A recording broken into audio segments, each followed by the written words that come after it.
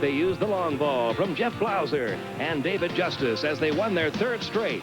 But with the Giants winning virtually every day, it's been impossible to gain any ground. The Braves go for a much-needed sweep over the Mets next.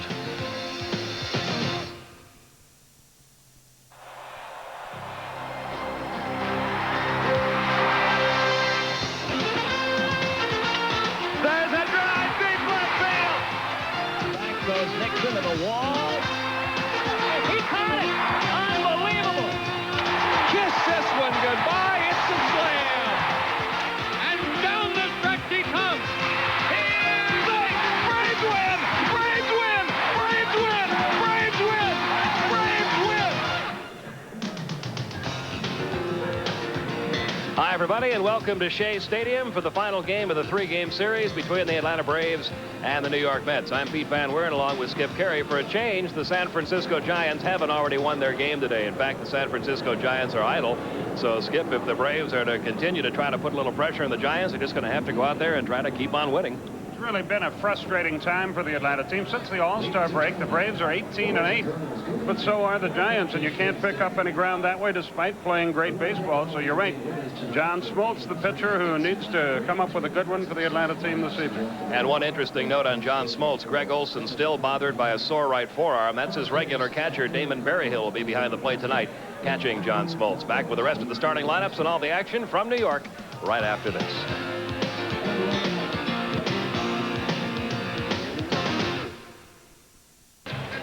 Here are the Napa Auto Parts starting lineups. For Atlanta, Deion Sanders will lead it off in center field. Jeff Blauser will play shortstop. They're coming too fast for me. Ron Gant is the left fielder. Fred McGriff at first base.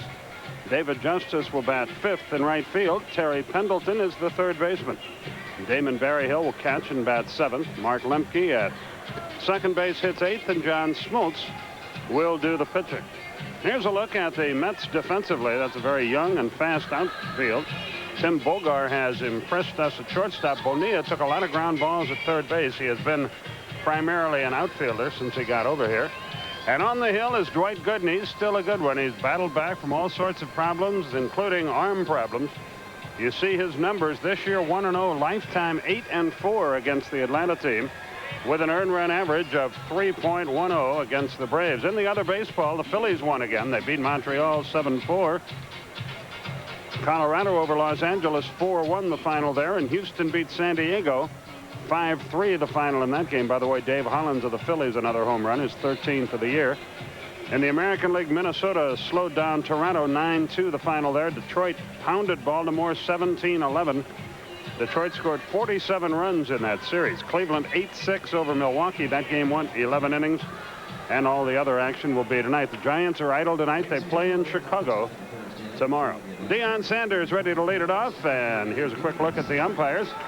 Brian Gorman behind the plate, Steve Ripley at first, Jerry Crawford, Phil Cousy worked the bases. Here with a play-by-play story, Pete Van Weeren. Okay, Skip, thank you. And hi once again, everyone. Deion Sanders leading it off at 270 for the year with 3 homers and 22 runs driven in.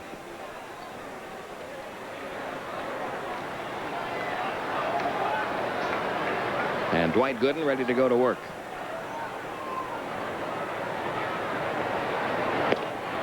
Fastball up and away, ball one. Gooden with the best lifetime winning percentage in National League history right now, with 153 wins, only 77 losses in his career. There's a strike, 1 ball, 1 strike to Deion Sanders. Anytime you get a pitcher of his caliber having a 500 year with the kind of year the Mets are having, you know he's doing his job. Breaking ball inside corner, 1-2.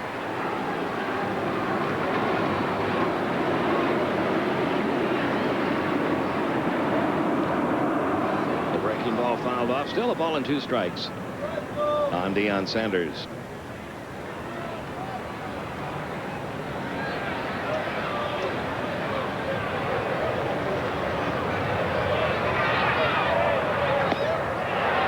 Trying to nail the outside corner with a fastball. No swing, says Phil Cousy. So it's 2-2 now on Deion.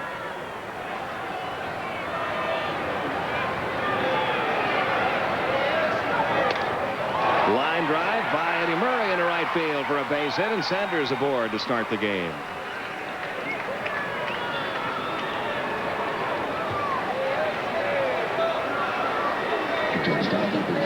And that'll bring up Jeff Blauser.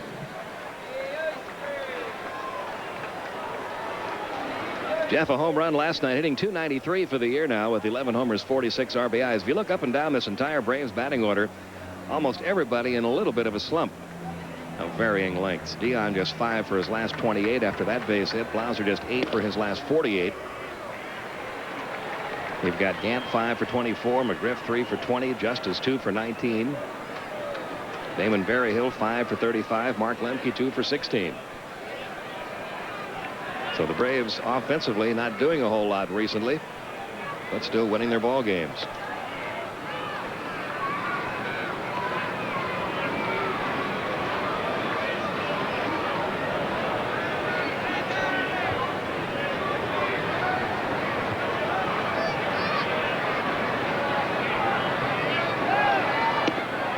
Taken inside, 1 ball, 1 strike now on Jeff Blauser, who was talking after the game last night about how frustrating it is for everybody on this ball club to get to the ballpark every day and look up at that scoreboard and see a giant victory already posted. Don't have to worry about that tonight.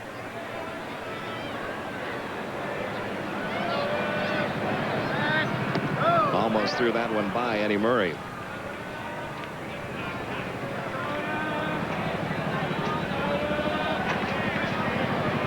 Any word from up in Wisconsin yet? What have the owners decided to do? All I heard was what I read today in the newspapers here, and I'm sure you did too, about the marathon session they had yesterday, and apparently there's not a unanimous feel amongst the owners as to exactly how they should go about their negotiation with the players. There goes Deion Sanders, little looping liner over the glove of Jeff Kent, gets into right field. Deion will wind up at third. Braves were fortunate there. Kent almost came up with that ball. It would have been a double play if he did. Instead, it's first and third, nobody out for Ron Gant. They had a heavy rain here this morning. A jam job there. Kent got a terrible break on that ball. It was really playable. And that's the difference between teams who win and teams that lose, are little situations like that. Instead of 2 out, nobody on, a chance for a big inning. They were appealing down at second base that Deion Sanders missed second, but not so, says Jerry Crawford. First and third for Ron Gant, hitting .267. 27 home runs, 75 runs driven in. I don't think either of us is too surprised that the owners are not in agreement. No, in fact, getting a clear-cut proposal out of the owners' meeting may be more difficult than getting an agreement between the owners and the players.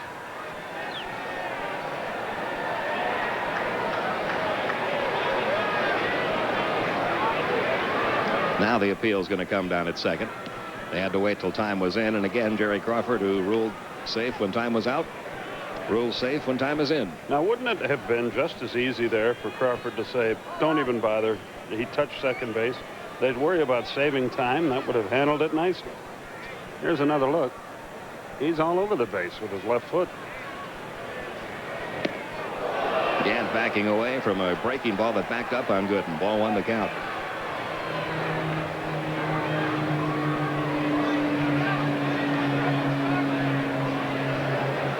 Braves got 2 runs in the first inning of last night's game to get them going. And they're trying to get on the board early against Dwight Gooden. Into left field, base hit. Here comes Deion Sanders with the game's first run. Jeff Blauser will stop down at second. 1-0 Atlanta. RBI number 76 in the year for Ron Gant. Tell you what, looking at this series when it started, this is the game that scared you more than any other because Gooden is such a fine pitcher. And it's great to jump on him early. Fastball over the heart of the plate, and Ron hit it very hard. That was his 76th RBI of the year, 1 behind team leader Dave Justice. And still nobody out for Fred McGriff. McGriff at .290, 25 homers and 61 RBIs.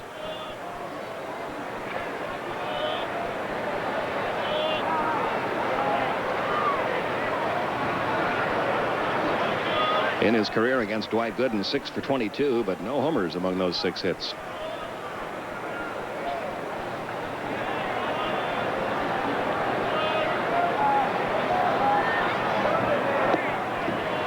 In for a called strike, 0-1. Braves will fly to Cincinnati right after this game, open up a 3-game set with the Reds tomorrow night. Steve Avery against Tim Pugh. Braves are going back to a 4-man rotation for the remainder of that series. Tom Glavine will pitch Saturday on 3 days rest. Greg Maddux goes Sunday on 3 days rest. Little dribbler foul off to the left. And the count 0-2 on Fred McGriff. Chuck Lamar has come up with a gem. He's put a kid from New South Wales, Australia in his pouch. A 16-year-old shortstop named Glenn Williams, who is considered the premier player in international baseball, just 16 years old, and signed a contract with the Braves. He'll go to work in the fall instructional league. Getting more and more players out of Australia. I bet he gets a good jump on the pitchers.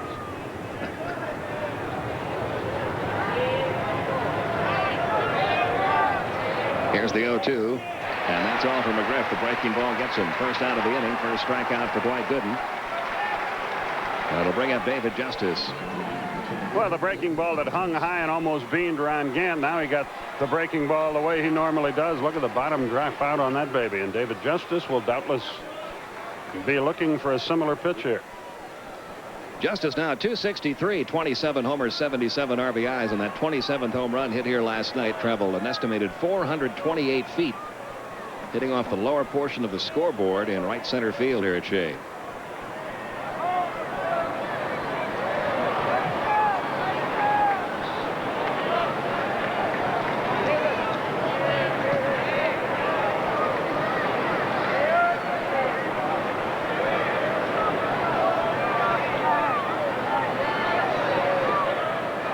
He does see the breaking ball in the very first pitch, but it misses low. Ball one.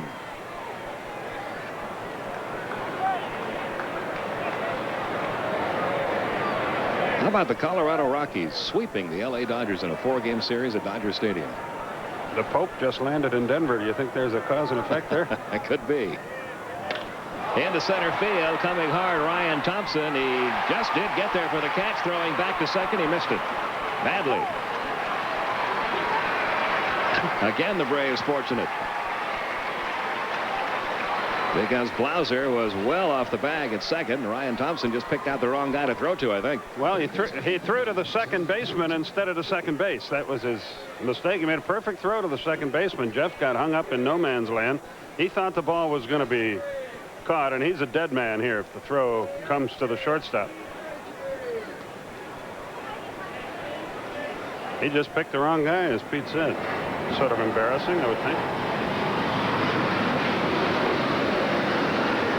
2 down. That'll bring up Terry Pendleton. Pendleton 268 homers and 50 RBIs, taking high ball one. Braves have a run. Runners at first and second.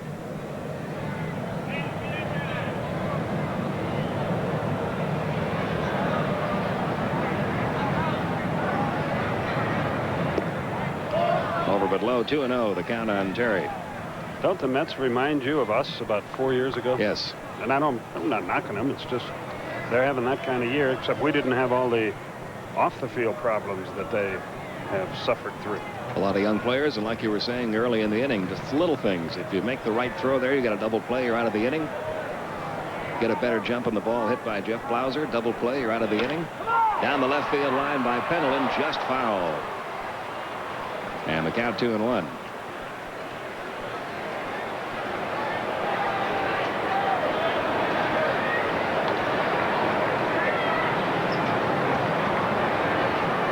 The Vince Coleman situation. Vince surrendered to authorities in Los Angeles yesterday in that firecracker incident.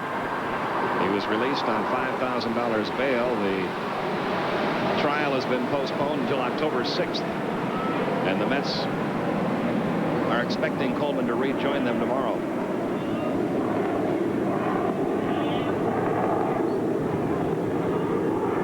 Here's the 2-1. He went 2-2. I don't envy Coleman when he is announced, if he's in the lineup, when he is announced in any major league park. I have a feeling, just talking to some of the Mets people, he may not play much once he gets back. If he had been convicted of a felony, it would have given the Mets an out, according to the media here, on his big contract. But that's been put off till October.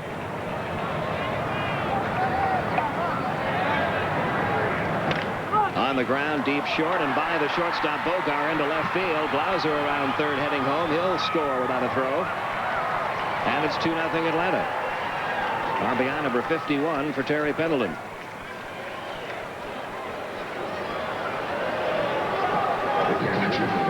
Again, it's a game of inches. It's a curveball. He just hits a ground ball, but he hit it in a perfect spot. Bogart couldn't get there. It looks like they watered down that infield a little bit, and that may have helped Atlanta there. So Pendleton's at first now with Gant at second, 2 outs, and here's Damon Berryhill batting .231, 5 homers, and 23 runs driven in.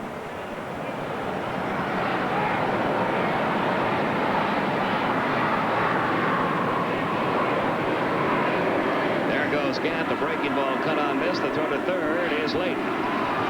Gant steals third, his 18th stolen base of the year. Staying put at first, Terry Pendleton.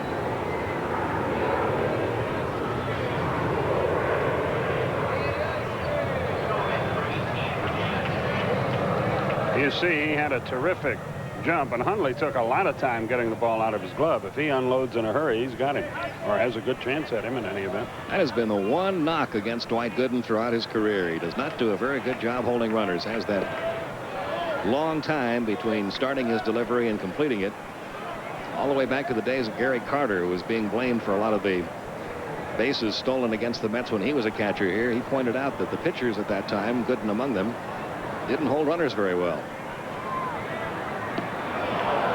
There goes Pendleton down to second as the ball got away from Hundley. So runners are now at second and third. That'll be a wild pitch charged to Dwight Gooden. We count 1-2 on Berryhill.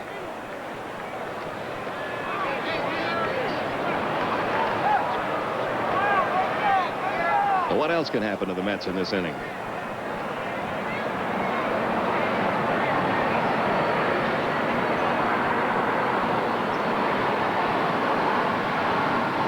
Mets feed have just had a news conference in which they said they're going to resume paying Vince Coleman, but he's not going to rejoin the team right away.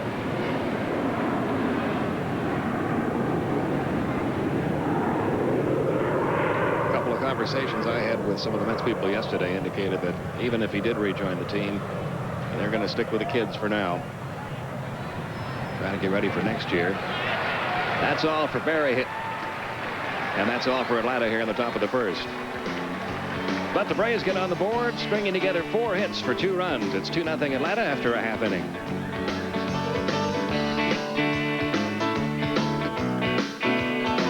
There's Ryan Thompson, Todd Hundley, Eddie Murray, Bobby Bonilla, Joe Orsulak, Jeff Kent, Jeremy Burnett, Tim Bogart, and Doc Gooden. And here's a look at the Atlanta defense. Dion leads the way out there. John Smoltz on the mound. 10-9, lifetime 4-3, a 4.06 earned run average against New York, and against Gooden he has been staked to a 2-0 lead. See the rest of the numbers on John Smoltz. The league hitting .229 against him.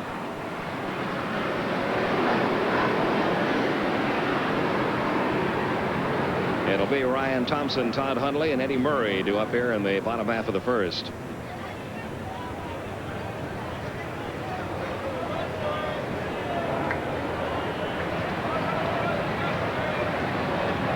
Those are the strangest looking. Oh, those football helmets look like New York Jets helmets. When you're a Jet all the way. Here's Ryan Thompson, and the first pitch to him. Ground ball hit out to short. Blauser on to first in time. Thompson, who came in at 233, retired on the first pitch from Smoltz, one away. And that'll bring up Todd Hundley.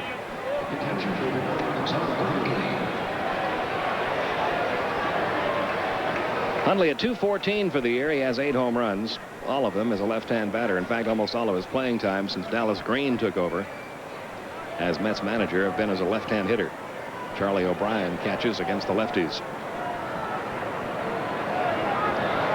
A weakness the Mets have to address is their lack of team speed, especially without Coleman.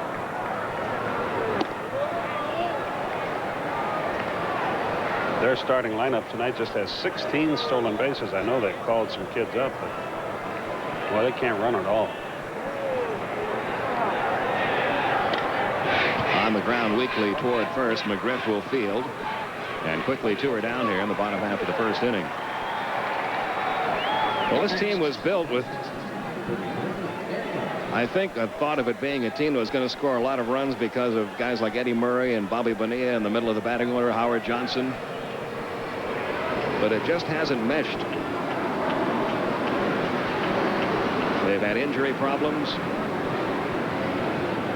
All of the off-the-field distractions. And Murray and Bonilla, if you look at their numbers, they're not so bad. Murray on the air, 276, 18 homers, 75 RBIs. He's going to finish up around the 90 RBI mark again this year.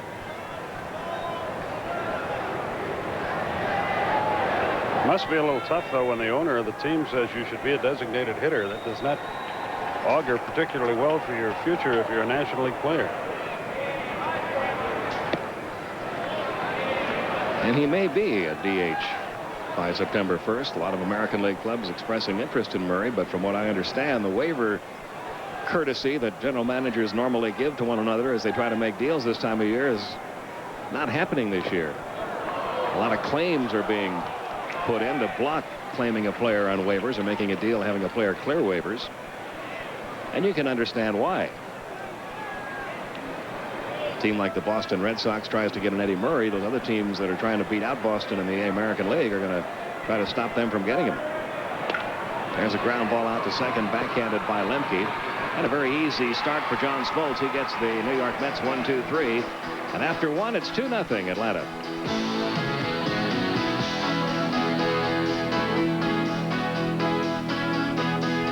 Half of inning 2, Mark Lemke leads it off against Dwight Gooden, then John Smoltz, and then back to the top of the order. Lemke takes a strike outside corner, hitting .270, 7 homers and 39 runs driven in.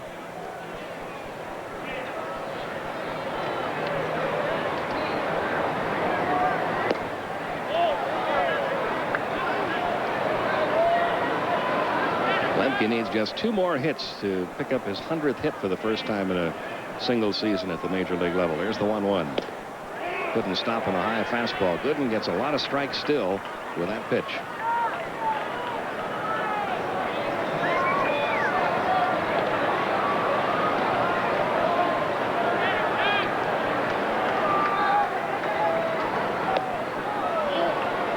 Two and two, the count now on Lemke.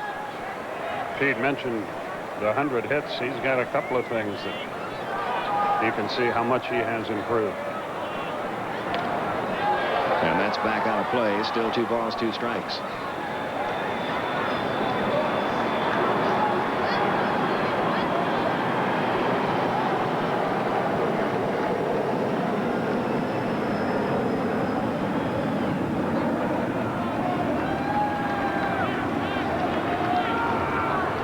Now the 2-2 offering, line to left. Orsolak is there.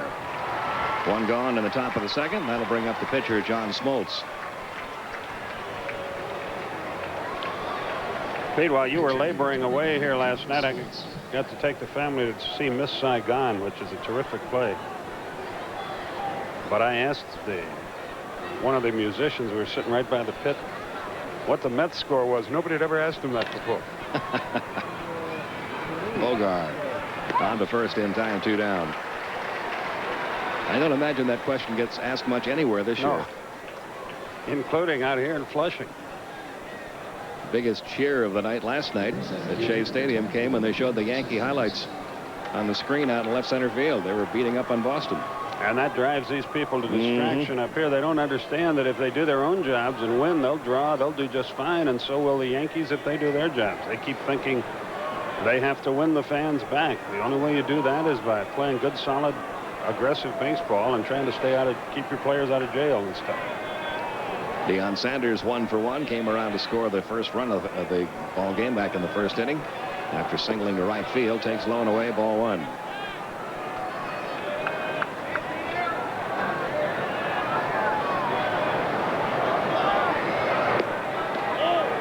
Two and 0, the count on Deion Sanders. Deion now 273 for the year.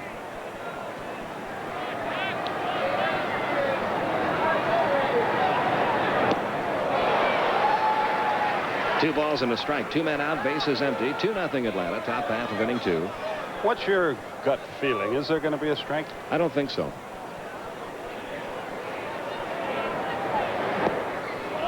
That misses low, 3-1. What scares me is I keep saying to myself about both sides, they can't be that short-sighted, and then I remember that I've said that about every potential labor problem, and each one has come to pass.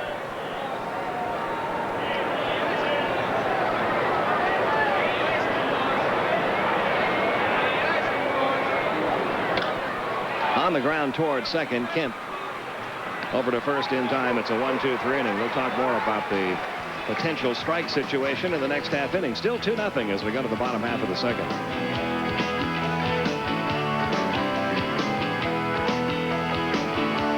Authorized under rights granted by the Atlanta National League Baseball Club and intended solely for the entertainment of our audience. Any publication, rebroadcast, retransmission, or other use of all this stuff without the express written consent of the Braves is prohibited. And here's Bobby Bonilla leading off the bottom half of inning 2 and taking a strike from Smoltz. Bonilla hitting .255, 23 homers, 66 runs driven in.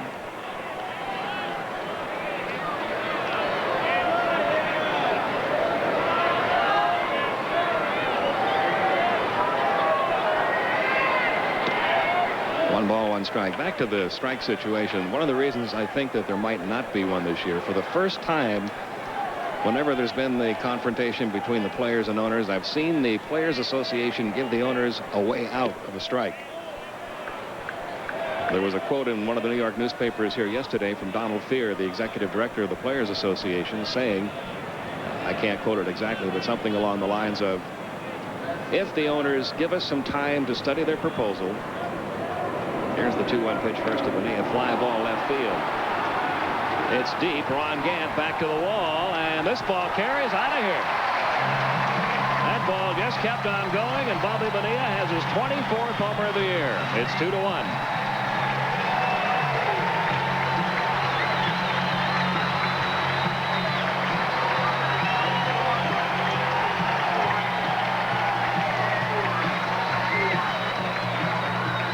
You're right. When that baby went up, I started to write down a 7. I didn't think it was anything but a routine fly ball, but he is awfully strong. Ron Gant looked like he thought he had a bead on it, and then all of a sudden he ran out of real estate, and it wasn't close. It was way out of here. 2-1 Atlanta. That'll bring up Joe Orsulak, batting .304 for the year. Trying to bunt his way on. But Donald Fears quote something along the lines of, if they give us some time to study the proposal, if we don't have an agreement by the 31st of December, if they will keep the current standards in effect through the signing period of next year, which is all the way to March 31st, and guarantee there will not be a lockout in spring training next year, we don't think that we would have to strike then. And that's the first time I've ever seen the players or the owners give the other side an out before negotiations even begin. And it's something that, since the owners are meeting, I'm sure they are discussing up in Kohler, Wisconsin. So we'll see what happens. There should be a meeting between Richard Ravitch, the owner's man, and Donald Fear, the players rep, probably early next week. Here's the 2-0 pitch. Foul back, 2-1. I'm a great believer, of course, in freedom of the press, but I would wish those two gentlemen would just make up their minds to not do their negotiating in the newspapers or on radio or on television and sit down like men and hammer something out.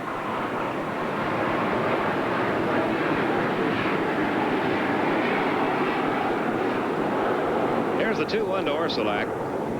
Over but low, and the count goes to 3 balls and a strike. I think it was you and I talking the other night. Fear brought up the specter of a possible Labor Day strike.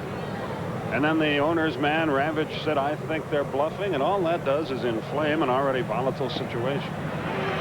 Orsulak thought he had walked, but the count is full, 3-2.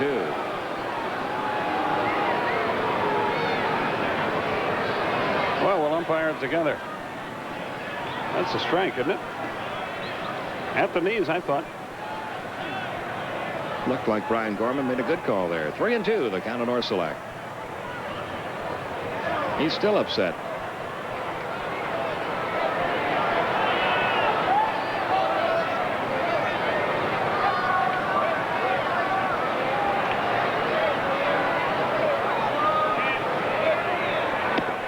And the high fastball strikes out Orsulak.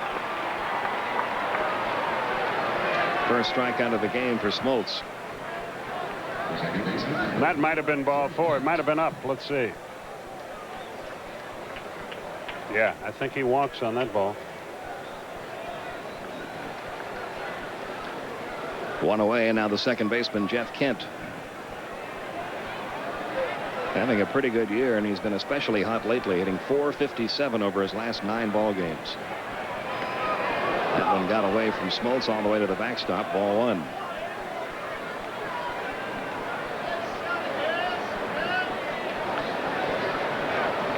But talking with Tom Glavine the other night about this whole situation, the biggest fear on the players' part, they're not asking for anything new. There's nothing new that they're asking for. The biggest fear, though, on the players' part is that there will be no agreement by December 31st. The agreement will expire, and on January 2nd, the owners will come back to them and say, we have no agreement, thus this is how the game is going to operate from here on out, and all the things that have been negotiated for over the past 25 years will be totally forgotten about. That'll be a boot on Terry Pendleton. And Kent aboard with 1 down. Ball came up on him a little bit. If he'd have been able to locate it right away, I think he'd have been all right. You see it hit right on the lip of the grass and the dirt. And by the time he found it, it was too late to do anything. He had it in his glove. If he could have just cradled it to his chest, he could have still thrown him out, but he was unable to do it. Kent winds up at first with 1 down for Jeremy Burnitz, the right fielder, hitting .254, 6 homers, 20 RBIs. High in the air down the right field line. Lemke crossing into foul territory. McGriff is over there, and nobody can get to it.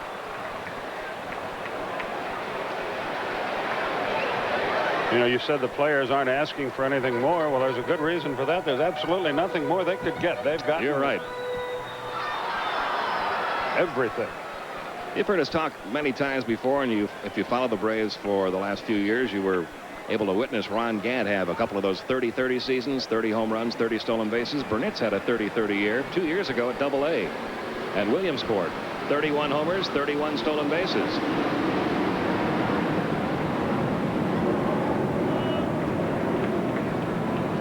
Count goes to 0-2. And he's out of Ryan Klesko's hometown, Westminster, California.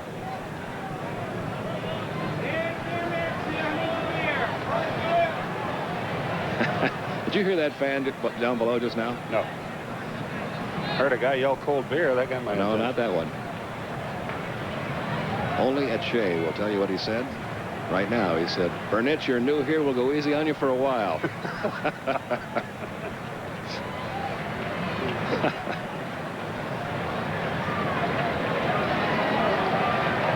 Here's the 0-2.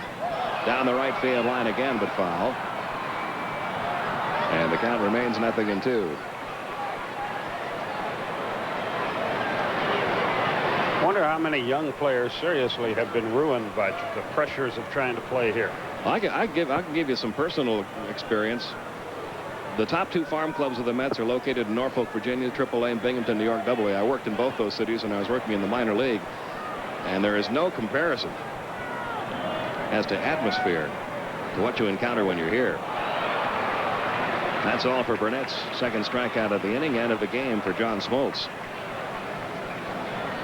The Binghamton, New York, Triple Cities area, a very friendly, quiet, easygoing place, and Norfolk and Virginia Beach in that area, very much a vacation spot and very easy atmosphere down there. And then all of a sudden you come to the big leagues and boom, you hit these crowds and this media. It's a very, very different atmosphere, and one that I'm sure has ruined some players. They almost got Greg Jeffries. There's one.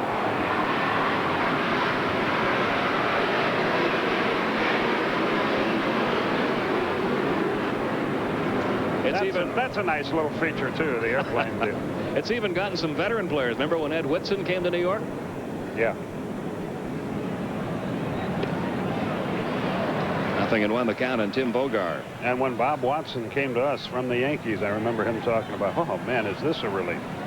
And he had been around for 15 years. 2 men gone. Kent the runner at first. Braves leading it 2-1. We're in the bottom half of inning 2.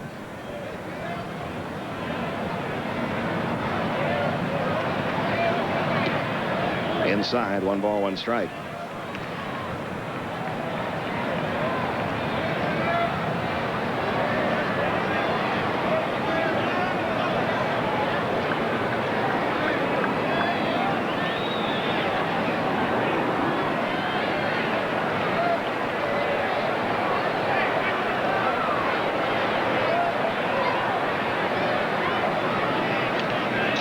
Gets fouled back, and the count 1-2 now on Tim Bogar. Bogar, very good defensive shortstop. Question is, can he hit enough to stay up here? Right now, 234.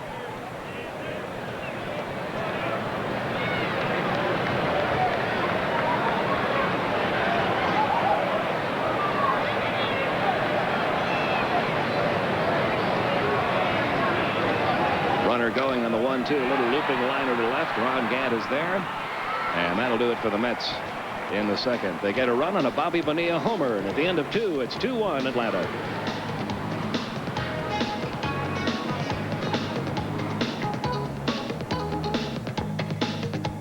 For the Micaton Mets career win leaders. And there they are. And 2 of those 4 in particular, Tom Seaver and Jerry Koosman, would give a lot of the credit to a dear friend of Pete's and mine who's no longer with us, Rube Walker, the longtime pitching coach here, and then in Atlanta, former Dodger and Cub player, and one of the finest people we've ever met. And who we still miss. Here's Jeff Blauser leading off the third. Blauser singled his first time up and fouls the first one back into the crowd. 0-1 the count on Jeff.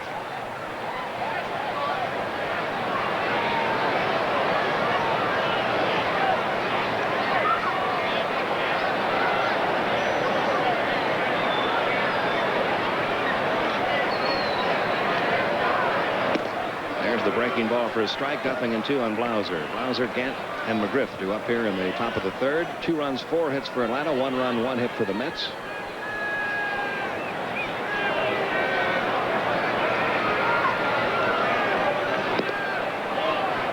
Down and in, a ball and 2 strikes.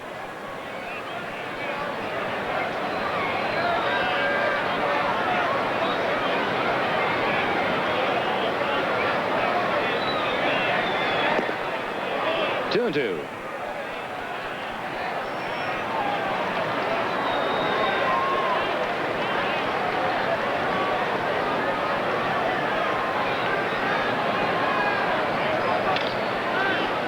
Tim Bogar makes the play. Had a little trouble getting it out of his glove, but there's that strong throwing arm he's displayed throughout this series. He has got a gun over there. And Blauser is out number 1. 1, 2, 3, 4, 5, 6 steps, and then uses that rifle to just get Blauser. Now the left fielder, Ron Gant. Run scoring single his first time up. Driving in his 76th run of the year.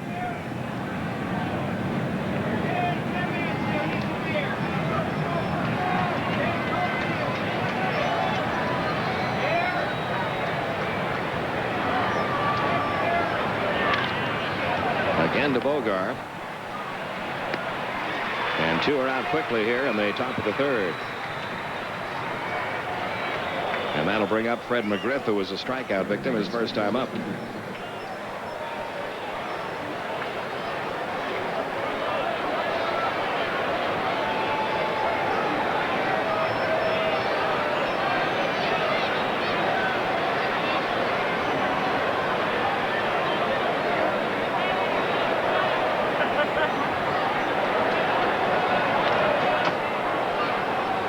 McGriff. Since giving up that run-scoring single to Terry Pendleton back in the first inning, 6 in a row set down by Doc Gooden.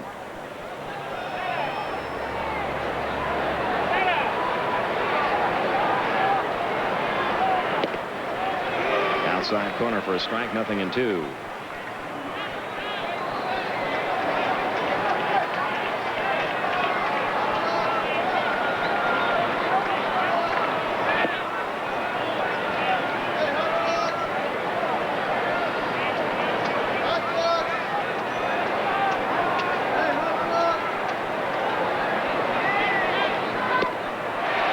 Fastball gets him this time. Second time tonight McGriff has struck out. Third strikeout of the game for Gooden, who has his second straight 1-2-3 inning. We've played 2.5 at Shea. It's the Braves 2 and the Mets 1.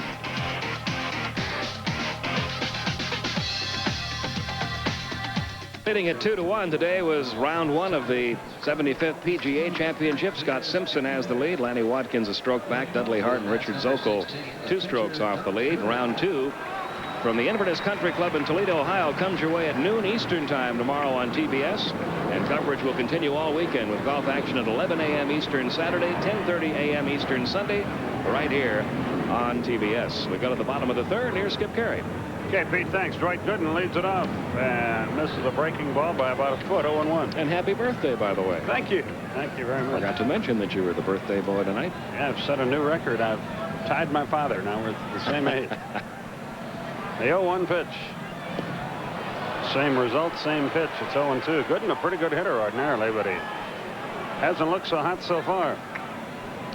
2-1 the score. The Braves have the lead. They got their runs in the first inning.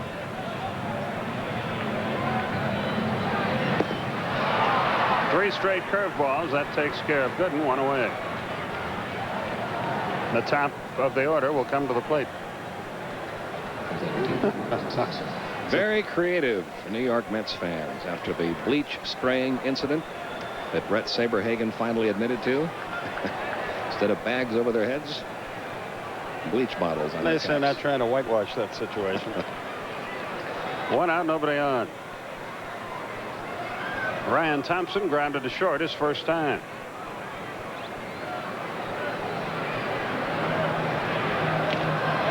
Chased a high fastball, foul tipped it into Barry Hill's glove. It's 0-1. White Sox lead Kansas City 1-0 after an inning. That's an important game in the American League West. The Phillies won their game today. Fly ball, center field. Deion Sanders is back in there and has it. 2 down. That should just about do it for Montreal's chances in the National League East. They began that series 10 out. Phillies swept them. Montreal drops to 13 back. And Todd Hundley is the batter.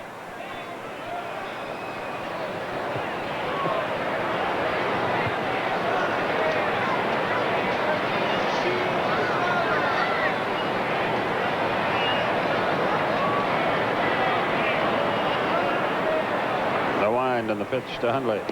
Started to go, took it inside. 1 ball, no strikes. Our scorekeeper from Atlanta, Josh Berger, is up here with us, being saluted by the fans here at Shea Stadium. Josh, a native of this area, does a good job for us. The 1-0 hit on the ground sharply to McGriff. That's an easy inning. 1, 2, 3, nothing doing. At the end of 3 complete, the Braves lead it. The score is 2-1.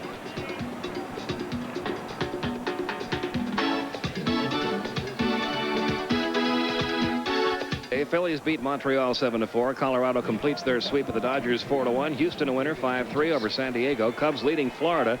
That's in the 3rd inning at Joe Robbie. Pittsburgh leading St. Louis 2-1 in the 4th. Over in the American League, Minnesota pounded Toronto. Detroit 47 runs in 3 games against Baltimore. Cleveland beat Milwaukee in 11. The Yankees leading Boston there in the 3rd at Fenway. Chicago an early lead on Kansas City as that big series gets underway. California at Texas a little later.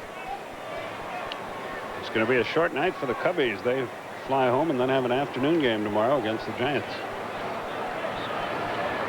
That's at 2:20 Chicago time, 3:20 Eastern. So again, the Braves will know, as Justice takes a fastball outside, by the time they start their game, how the Giants fare. The problem with that is, lately when the Giants win, we win, but when they lose, we lose, and that's not going to get it done. 2-0 to the Atlanta right fielder. The magic number is now 39 for San Francisco. And that's an awfully low magic number for only August 12th.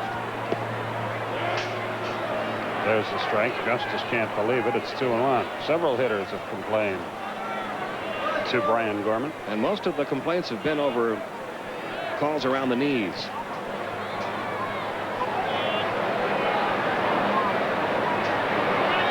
Two balls, 1 strike.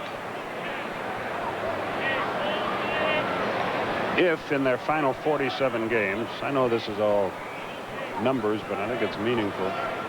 If in their last 47, first the pitch to Justice. Curve is low. If the Giants go 24 and 23, and goodness knows they figure to do that, The Braves would have to go 33-14 to tie them with 101 wins. The 3-1 to Justice. He walked it. Gooden shakes his hand, shakes his head after that call. That's his first walk of the game and a good start to the inning. Here's Terry Pendleton, who singled in a run his first time.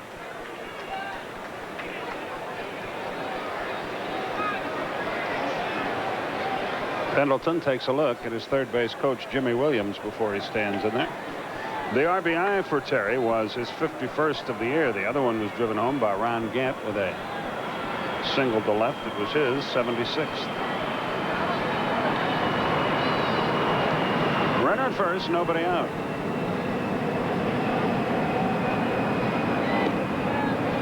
Good breaking ball, 0-1.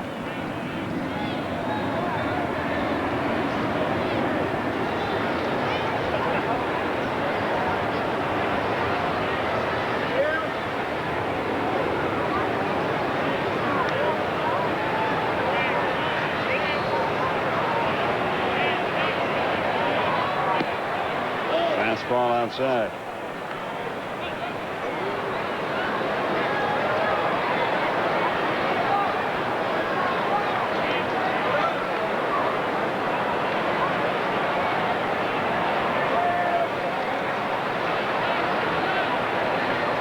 The 1-1 instead to first. Boy, that almost handcuffed Eddie Murray. He threw him a pretty good fastball.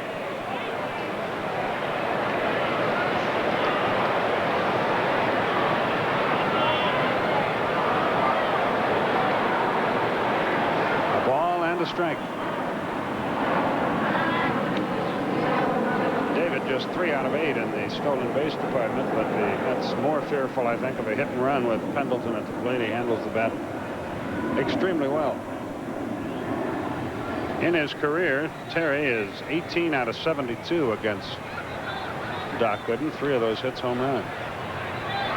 And he corks one to center for a solid hit. Justice will have to stop at second.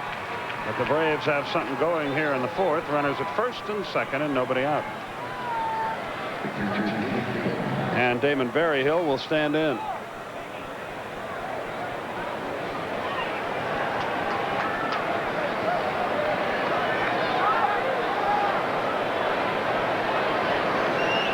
Berryhill struck out his first time.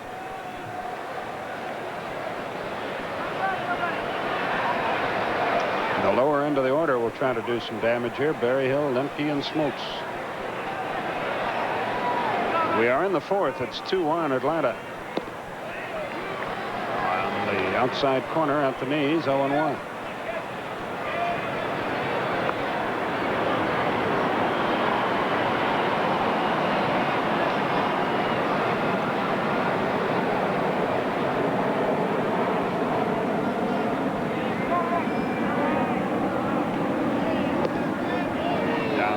Maybe a little outside as well. A ball and a strike. They play Berryhill as a pull hitter in the outfield and likewise in the infield. He has catcher speed. A ground ball, they can turn it over. With the number 8 hitter and then the pitcher coming up, he has shown no signs of trying to move the runners over. The 1-1. Good breaking ball hit right through Eddie Murray. Justice rounds third. They're going to send him. Burnitz can't pick the ball up. The throw to second is late. A run is in. And it's 3-1. See how many errors they charge on that play. They might not charge any. They might charge 2. These guys aren't too good, are they? Just the little mistakes. We saw a couple of them made in the first inning. Murray might have been screened a little bit by the runner going from first to second. That ball got right below his glove. Then Burnitz overruns it in right. And Berryhill winds up taking an extra base. Pendleton moves over to third.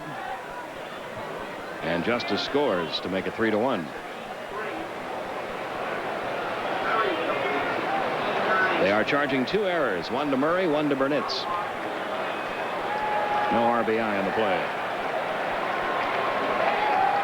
So here's Lemke, and the Braves with a great chance to get up 5-1. They lead 3-1 now. There's nobody out.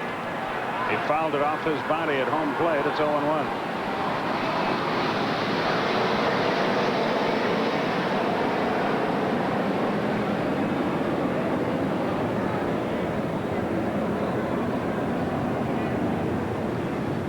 Lemke line to left his first time.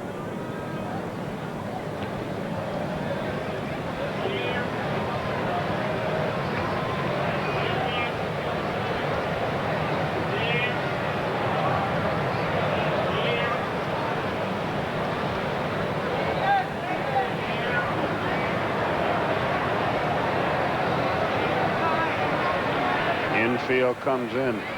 Line left center field on the run is Orsolak. He's got it. A run will score easily. Sacrifice fly. Lemke hit that ball right on the nose. It is 4-1.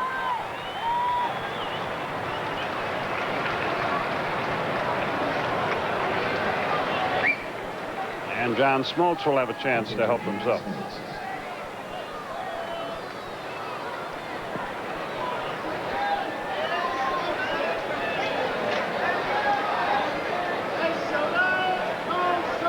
John grounded to short his first time. Runner at second with 1 out. 2 more runs have scored.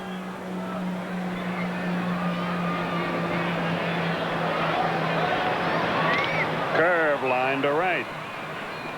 Burnett's is there, and he has it and gets it back into the infield. Smoltz hit that ball hard. And Deion Sanders, the batter. The only Met home run has come on a home run by Bobby Bonilla. He hit it to the off field. Kansas City has tied the White Sox 1-1 as Chicago bats in the bottom of the second. Cardinals trying to keep their flickering hopes alive. Lead Pittsburgh 3-2. How about our pal Lonnie Smith last night? 2 big home runs. 2 home runs. To beat his former teammates in St. Louis. He's got former teammates all over the place.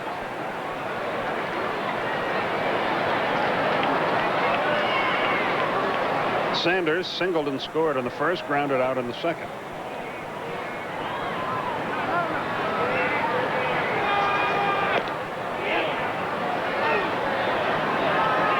One ball, no strikes.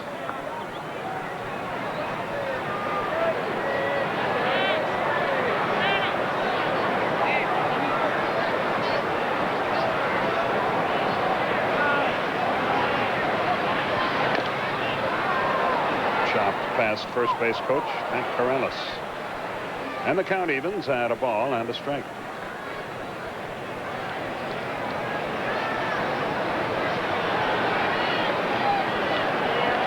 Braves fly their Delta charter over to Cincinnati after the game. We'll be with you at 7:30 tomorrow night.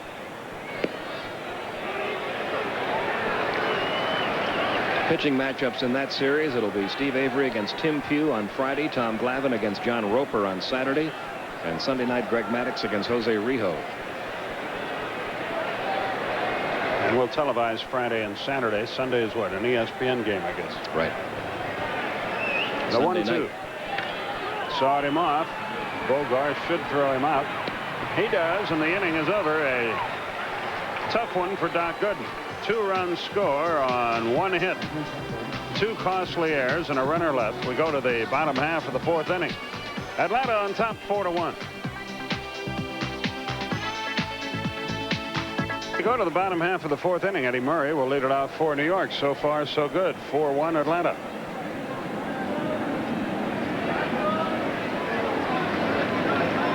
Giants and Cubs over the weekend, while the Braves are in Cincinnati. And the days dwindle down. 0-1 the count. The Braves playing their 116th game of the year. And they do own the 3rd best record in baseball.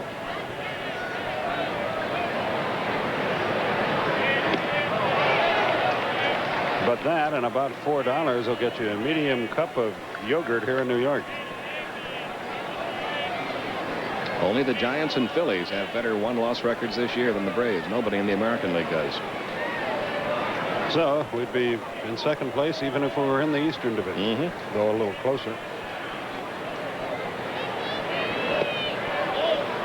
Just missed the outside corner.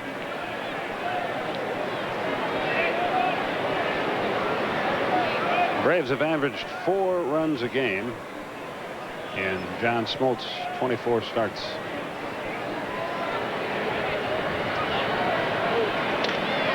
Ground ball to second should be easy, and is. Lemke throws out Murray, 1 down.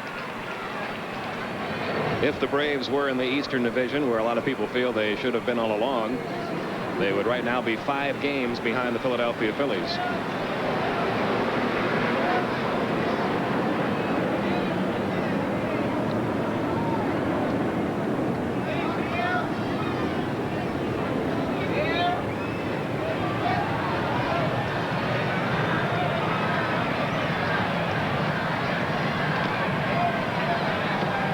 Tip back, 0-1. One of the most shocking things that ever happened to me in New York happened today.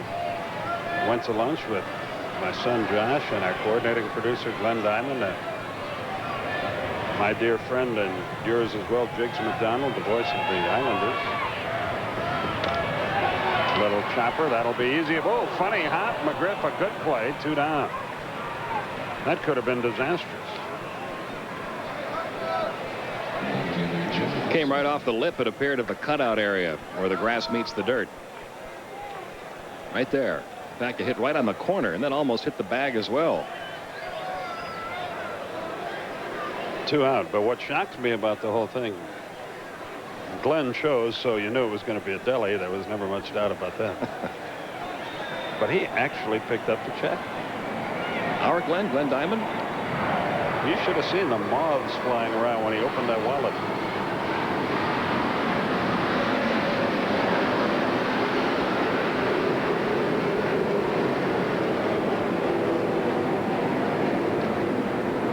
Well, the Mets are going to miss the back page of the New York Post again, aren't they? That's right.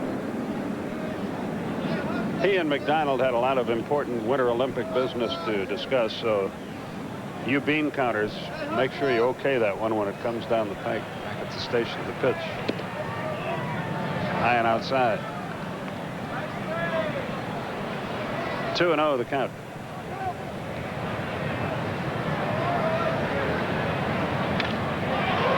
That should end the inning. Sanders comes on, and so far John Smoltz is breezing merrily along. He's got a 1-hitter working through 4, and the Braves lead it 4-1.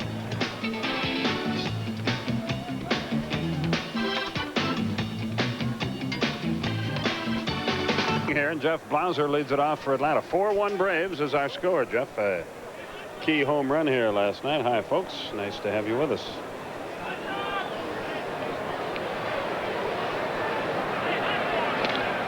High pop right side. Burnett's on the run, but he will run out of room, and once he learns this ballpark a little better, he will save himself a lot of wear and tear by just watching those drift into the seats. But till he's sure, he's doing the right thing.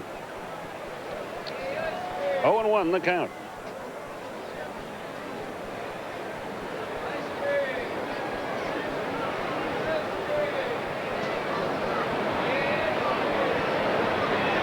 Nobody on, nobody out, 5th inning. Irv popped foul again to the right side. It's 0-2.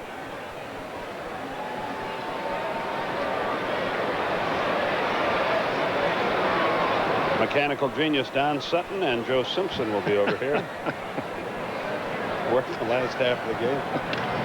Fly ball, center field, pretty well hit, but Thompson is there. 1 out. Don had the award-winning pregame show today. He used my tape recorder. The only thing I said to him is all you have to do is press the red button. He pressed the wrong one. He pressed the black button and got 4 minutes of empty tape with Mark Wohlers.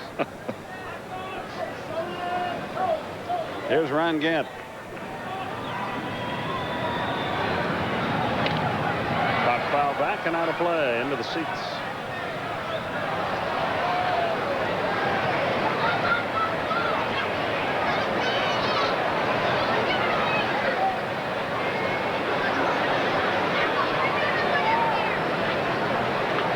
He was so upset with himself, his hair almost straightened out. 0-1 the count.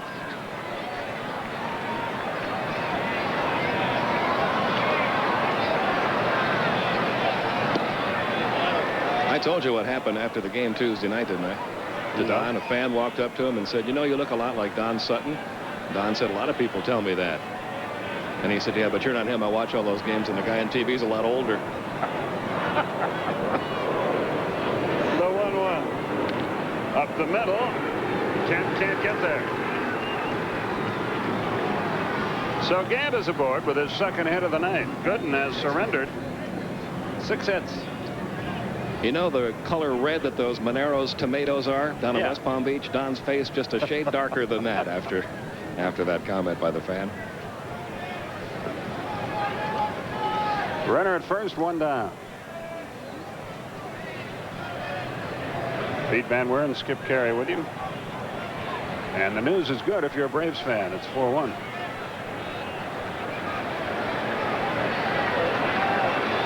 McGriff 0 for 2. He has struck out both times.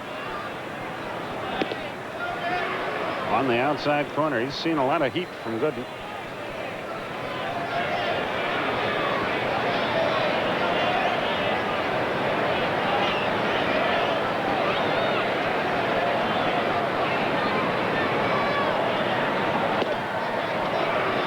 It's scheduled to be Trevor Wilson for the Giants tomorrow and Greg Hibbard for the Cubbies. Wilson 5-4 and Hibbard 9-8.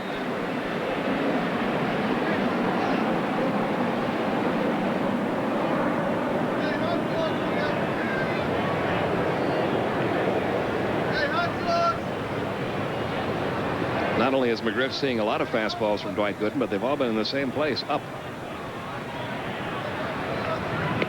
Throw to first. Gant back on his stomach makes it easily.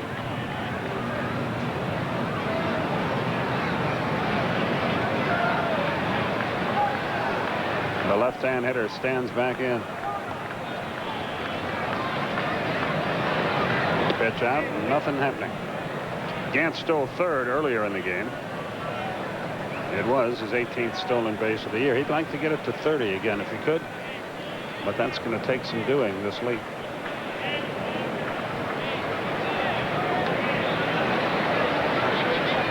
Close. He got back.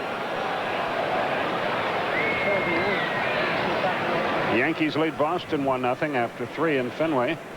Kansas City and Chicago still tied 1-1 in the third in Chicago.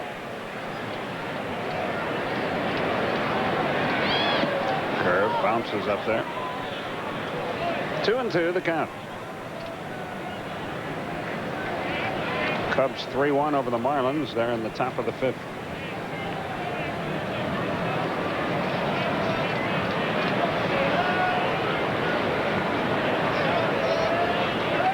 Two and 2 is the count. Brian Gorman tries to get the scorekeeper's attention, but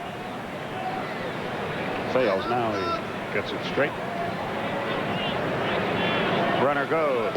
Curve, swung and missed. There's the throw, and he is in there. Second stolen base of the night, third in 2 nights for Gant, but McGriff is out on strikes again. That's the hat trick for Fred. And after all those fastballs, he threw him a curveball that McGriff couldn't get. Gant had a good jump on Gooden again. And despite a pretty good throw by Hundley, got in there. Again, it looked like his slide slowed down at the last second there. Made it a closer play than it might have been. Braves have seen that happen a good bit this year.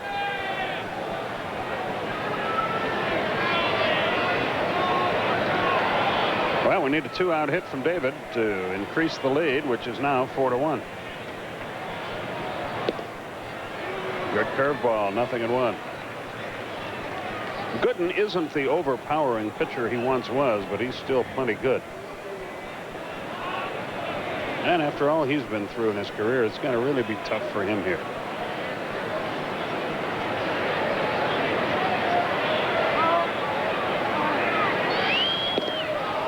There's that breaking ball, 0-2.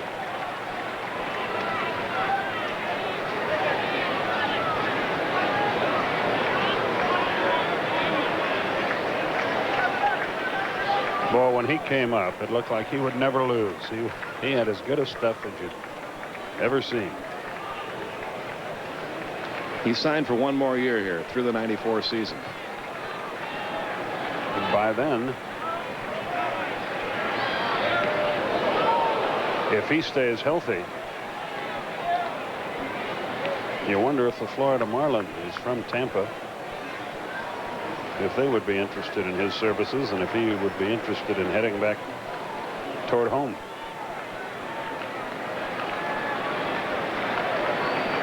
His nephew, of course, is Gary Sheffield, who's now the third baseman. There goes Gant. And there's a drive to deep right center field. That ball is gone. High and far for Justice, a two-run homer. It's 6-1 Atlanta, and there's the two-out hit we were looking for.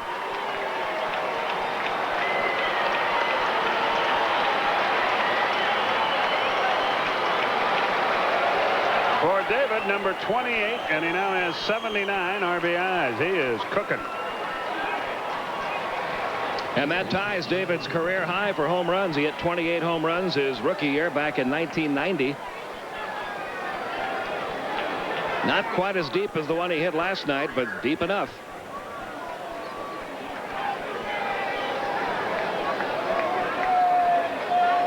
And he's got 46.5 games to go. Here's Pendleton. Looked like he dug a curveball out and ripped it right out of here. So things are looking pretty good for Atlanta. It's 6-1.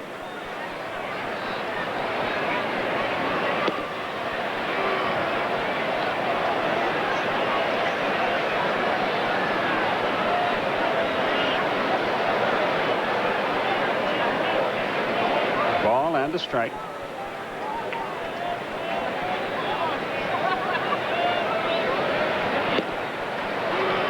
Funny how things work out. Looking at this series when you came into it, the game that scared you the most was this one, and the way it started out, this may be the only laugher of the three.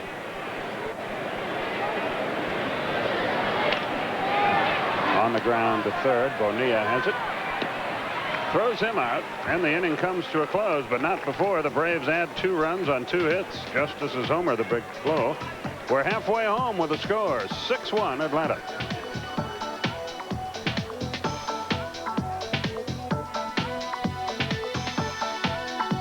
The rest of the way, but the way the Braves are swinging the bat, this has got to be a night you hitters like. You know, it seems like Gooden's having a little bit of trouble spotting his fastball. When he gets it over, it's catching too much of the plate, more than the plate than he wants, and the guys have been jumping on it, although that home run by Justice, a curveball that was up a little bit, and he got some great extension on it. Bottom of the 5th, due up for the Mets. It's going to be Kent, Burnitz, and Bogart.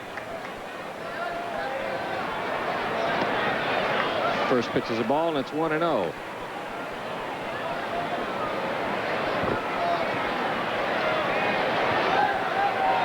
Was one of the guys working over here tonight sweating a lot? I got his headset.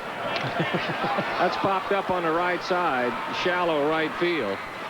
Justice coming in. 1 gone. Was it the guy who was jumping on me about being a mechanical genius? Probably. The one who carries a towel around his neck every time it gets over 65 degrees? Talk to the folks a minute, Joe, while I fix my headset. I'll be happy to. And we may have to get you a towel, kind of wring that one out, send it through the wringer in the washer. Here's Jeremy Burnett.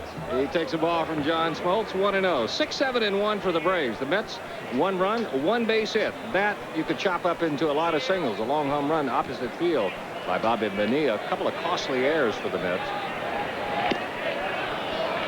That's 2-0. Activity in the bullpen. That's Dave Tailgater.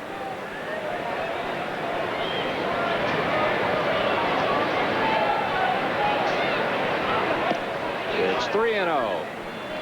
That's a fun name for a guy to have at your October football parties. It's a great name. One that people will always remember as long as you're doing well. That's right. Those guys, the Martians have landed. Those fans are still waiting for the Jets to come back and play at Shea Stadium. 4 in a row wide of the strike zone. Smoltz issues his first walk of the night. That'll put Burnitz at first base. It'll bring up Tim Bogart. That's also going to bring Damon Berryhill out to the mound.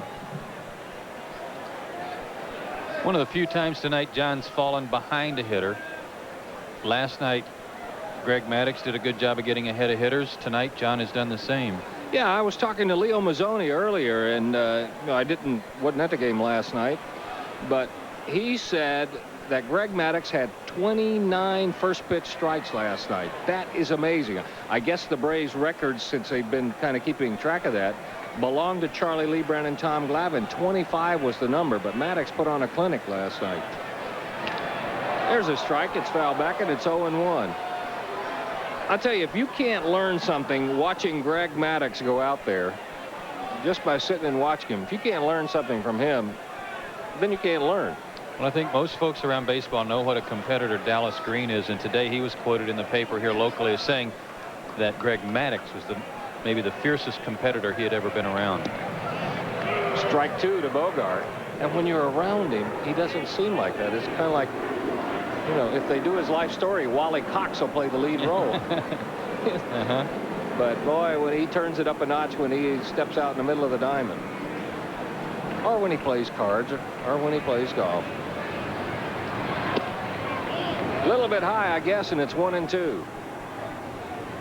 I think there are a lot of guys who exhibit a lot of emotion, who try to make you think that they're very competitive, who probably aren't nearly as competitive as a lot of guys who are very quiet and keep it inside. Oh, I agree with that 100%. Got him with a high heater. For Smoltz, that's strikeout number 4. Good fastball. 2 gone. Out of the zone, but this riding fastball looked good to Bogart. He couldn't get on top of it. And you can see he didn't even get extended on it either. That's going to wrap up the night for Dwight Gooden. Dallas Green is going to go to his bench. It's going to be Jeff McKnight. McKnight, 300 as a pinch hitter. He has driven home 3. You see what his average is for the year, and he takes ball 1 outside. This is the first time in 9 starts that Dwight Gooden has not pitched into the 7th inning or better. He's been pitching great baseball. The results haven't been as good as he would like his last start, losing 2-1 to Pittsburgh.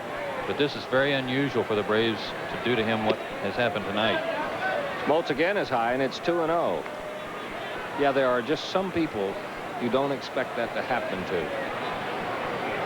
And you can put him in the same category as a competitor as Maddux. A little bit different style of doing it. Amazing to realize he's already 28 years old. Out of play, and it's 2-1. When you break in when you're 19, guy gets to 28, you think he's been around a long time. Same thing could be said of Brett Saberhagen. True. And when they're that good, they put some impressive numbers up there that you normally expect to belong to a guy who's 30, 33 years old. 2 balls and 1 strike to Jeff McKnight. Kent flied to right. Burnett's walked. Bogart struck out.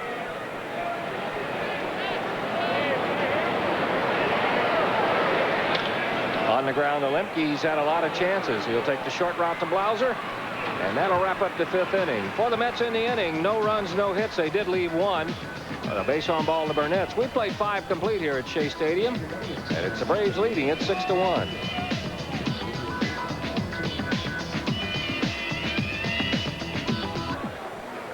Five-run lead for Atlanta as we go to the top half of the 6th inning. Time for tonight's Aflac trivia question. Who are the only 3 players with 50 home runs or more in 2 different seasons? 3 guys. We'll give you the answer in the bottom half of the inning. Mets have a new pitcher. It's right-hander Dave Tailgater. He's a big one. He's about 6'3", 210, 215 pounds, out of Middletown, New York. Now makes his home at State Hill, New York. 5th year in pro ball. This will be his 14th appearance. 4 times he's been a starter for the Mets. The league hitting right at 300 against him. He'll face Damon Berryhill to lead it off. Ball 1 misses down low. What do we know about him? Is he a sinker slider type pitcher? Looks like he comes right over the top. Right over. He reminds me a little bit. He doesn't throw as hard, but he just a facial resemblance to Bobby Witt, who pitches for the Oakland A's.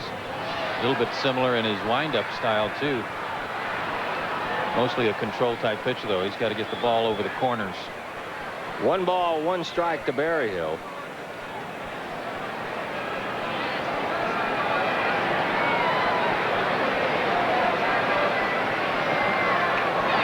Good breaking ball there, and it's 1-2. That's a pitch that's been killing Damon.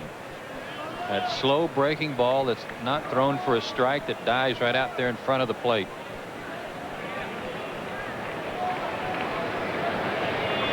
Let's see if he gets another one. If that one was up enough, he could get a piece of it. What do you do if you're going through a situation like that where you just can't lay off of a pitch? Well, I think what's happened to Damon on that pitch is that he's been committing himself a little bit too soon with his hands. He's not seeing the ball out of the pitcher's hand to get a good read on it. Gets the fastball, skies it to right center field. Should be plenty of room for Ryan Thompson, though. It is. He tracks it down. One gone. Damon's got such quick hands, and he's got a quick bat, that he's one of those people, especially on a good fastball from someone, he can afford to see the ball out of their hands before he starts making his first move to it. And that's why I think he's getting out there a little bit too quick on those breaking balls. Mark Lemke will bat with one out. Lemke has flied to left once. He flied to left again and made it a sacrifice fly. He picked up his 40th RBI of the year on that. There's a strike. Can't jump the gun on Brian Gorman, can you? No. No, you got to wait for him to flip a coin. and then he'll let you know. No balls and a strike to Lemke. Make it 0-2.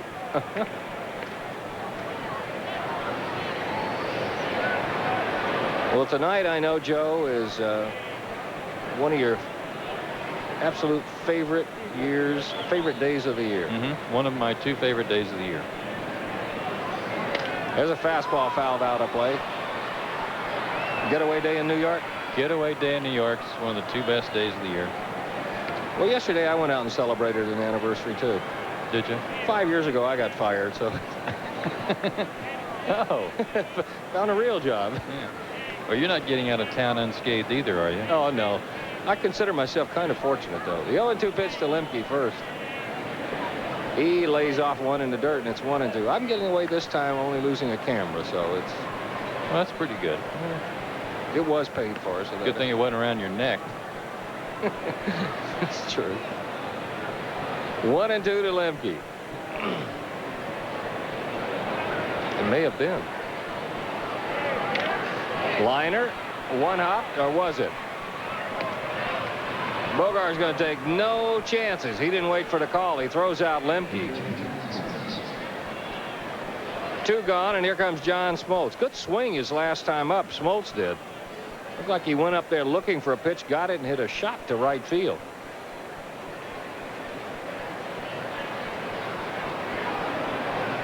John 0 for 2. Loops one to right this time. Burnett says defensive perfectly. Well, Tailgater has himself an easy 6th inning. The Braves go 1-2-3. Mets coming up in the bottom of the 6th. It's the Braves leading this one 6-1.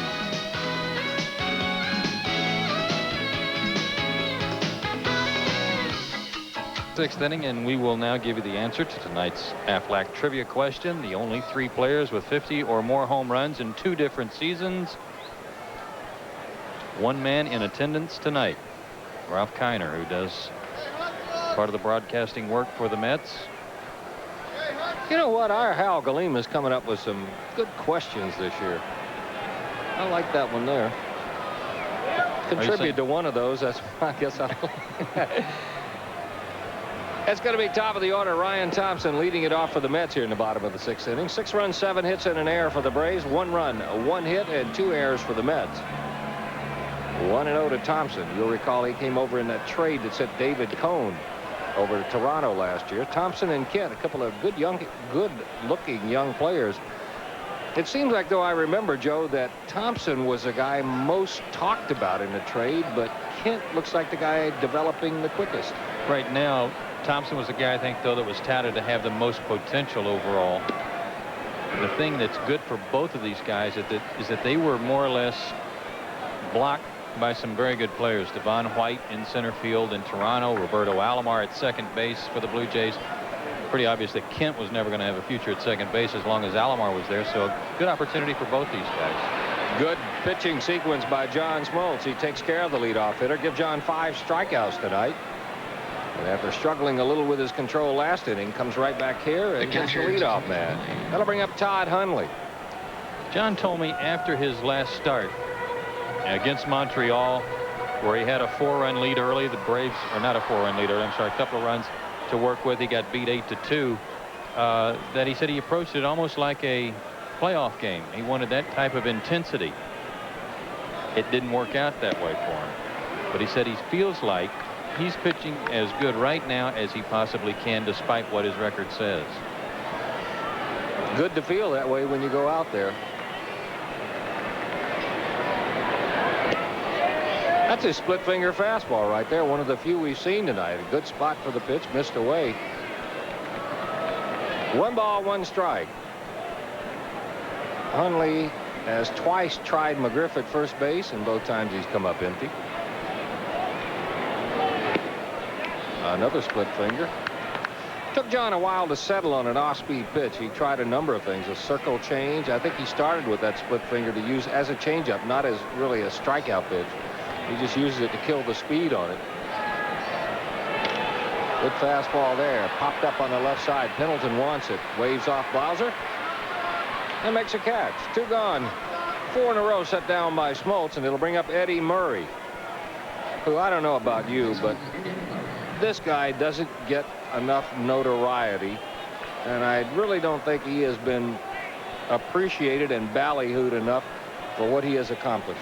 Well, there's a part of the reason for that is because he's not one of those media friendly guys. He's not out, you know, chatting it up with them all the time or having long, lengthy conversations with them in the clubhouse. He really doesn't go for that. He doesn't like it. On the ground, 3 times he's tried Lemke, 3 times he's going to come up empty.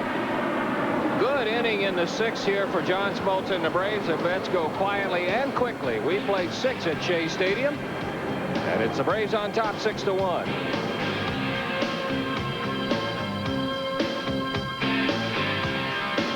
Seventh inning and the top of the batting order. Deion Sanders, Jeff Blauser, and Ron Gant. First 3 due up.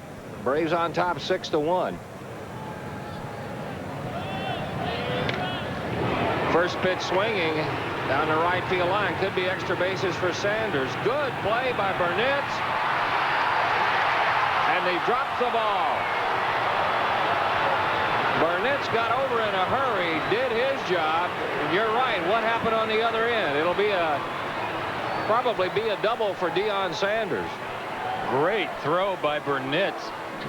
He's a right fielder for a reason. He's a little stunned out there right now, but he didn't realize that the infielder bobbled the ball. Deion thought he had a double easy, but on this wet turf, the ball died out there. Burnett set himself well and threw a strike to second. Throw beat him, but Bogart could not handle the baseball. You can see him reach in there to try to trap it, and a good call by Jerry Crawford. Right on top of it, and what Jerry Crawford is saying, he did not have possession of it, full control when he made the tag. So Sanders is at second, his second hit of the night, and here comes Jeff Blauser. Blauser, first inning, got a single. He's grounded to short, and he's flied to right. Braves started the ball game with 3 consecutive singles. 0-1 to Blauser. 5 runs for the Braves, 6 RBIs, 2 of them by David Justice. Gant has an RBI, Pendleton has 1, and so does Mark Lemke.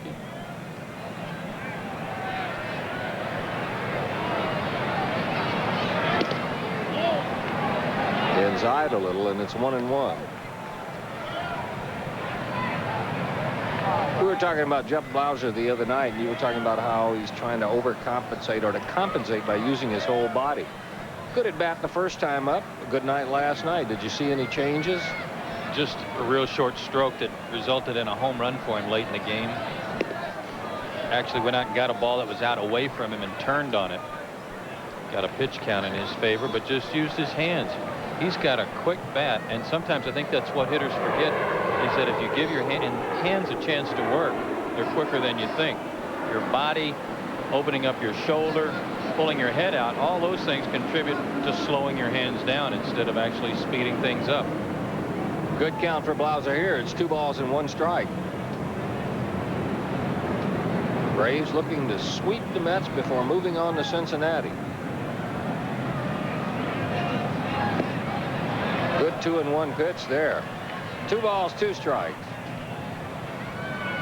What do we got for matchups in Cincinnati? Avery will go tomorrow night against Tim Pugh. Tom Glavine on Saturday against John Roper, and Greg Maddux is going to come back on Sunday. Greg won his 13th ball game last night. That's a matchup you won't want to miss. Maddux against Jose Rio.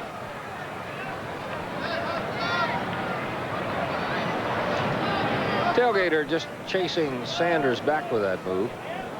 Been a long time since I've seen anybody picked off on it.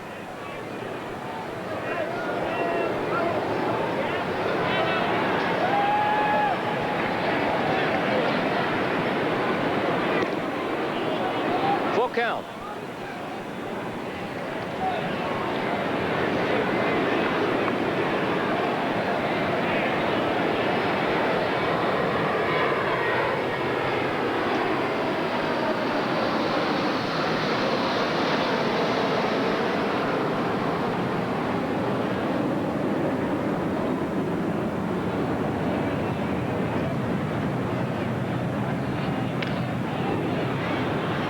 Fouls the hanger away. Still 3-2.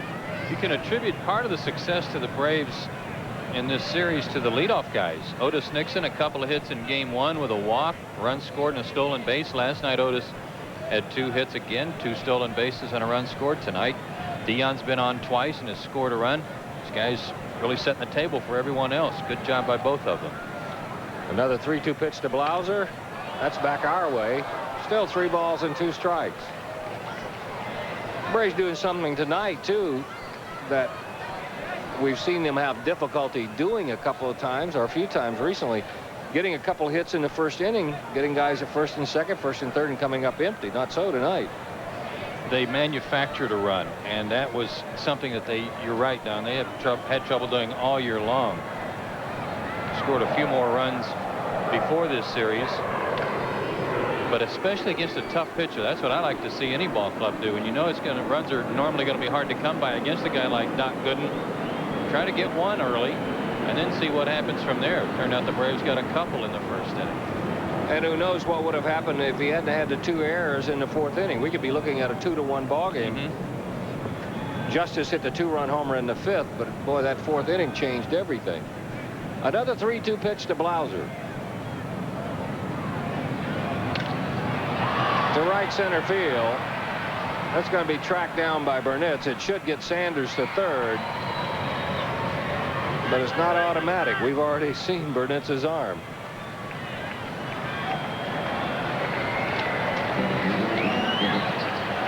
So Sanders is at third with 1 out, and here's Ron Gant. Gant, a couple of hits, a couple of stolen bases, an RBI. He scored a run. It's been a good night for Ron. Terry Pendleton up off the bench to come down and shake Jeff Blauser's hand after battling there on a couple of full count pitches and made an out that counted.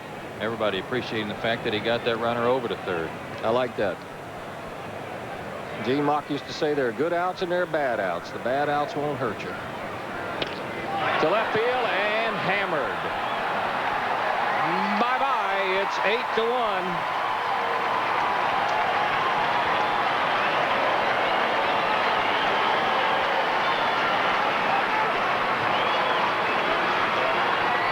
Gant with his 28th home run. He now has 78 RBIs.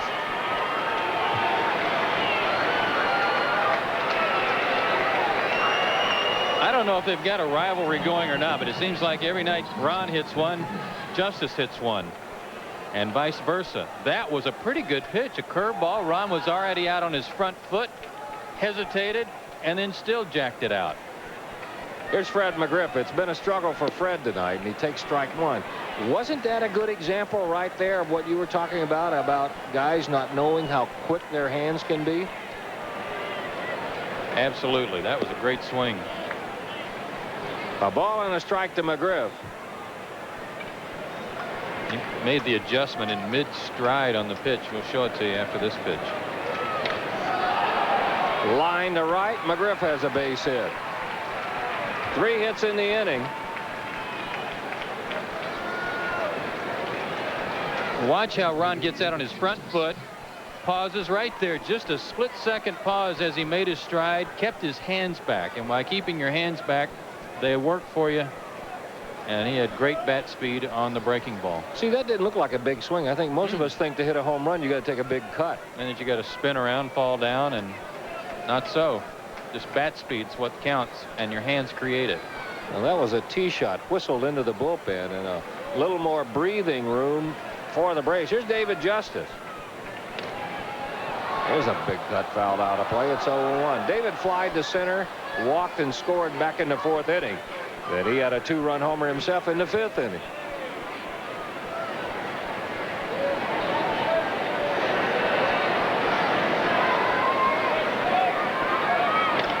Off the fist, but he is there in foul territory. 2nd out of the inning. It'll bring up Terry Pendleton. Terry's numbers continue to climb too. He's got a couple of base hits tonight. He grounded to third one other time.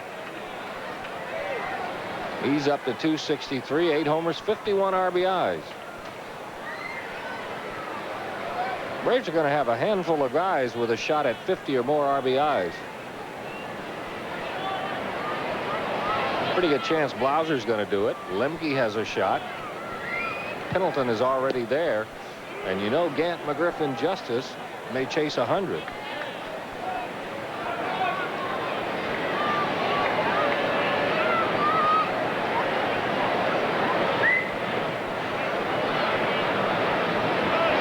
Nice stop by Hundley. It's a ball and a strike to Pendleton. Tailgater giving up the home run to Ron Gant has been plagued a little bit by some long ones. Already his 8th home run allowed. That's the first hit Gant has gotten off Dave Tailgater. He was 1 for 3. Pendleton, on the other hand, 2 for 3 with 1 homer already. Inside, 2-1.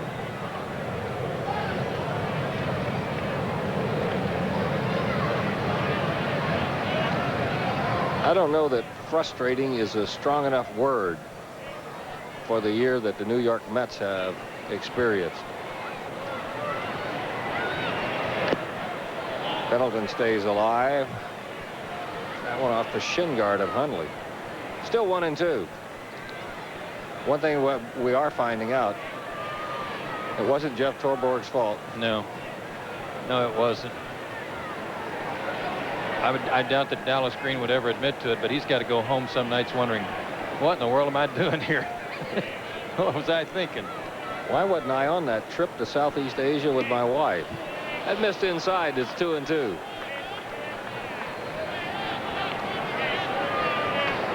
No, he'll get it fixed up. Yeah, because he likes a challenge. Yeah. And you know, and Joe McElvain, a good baseball man.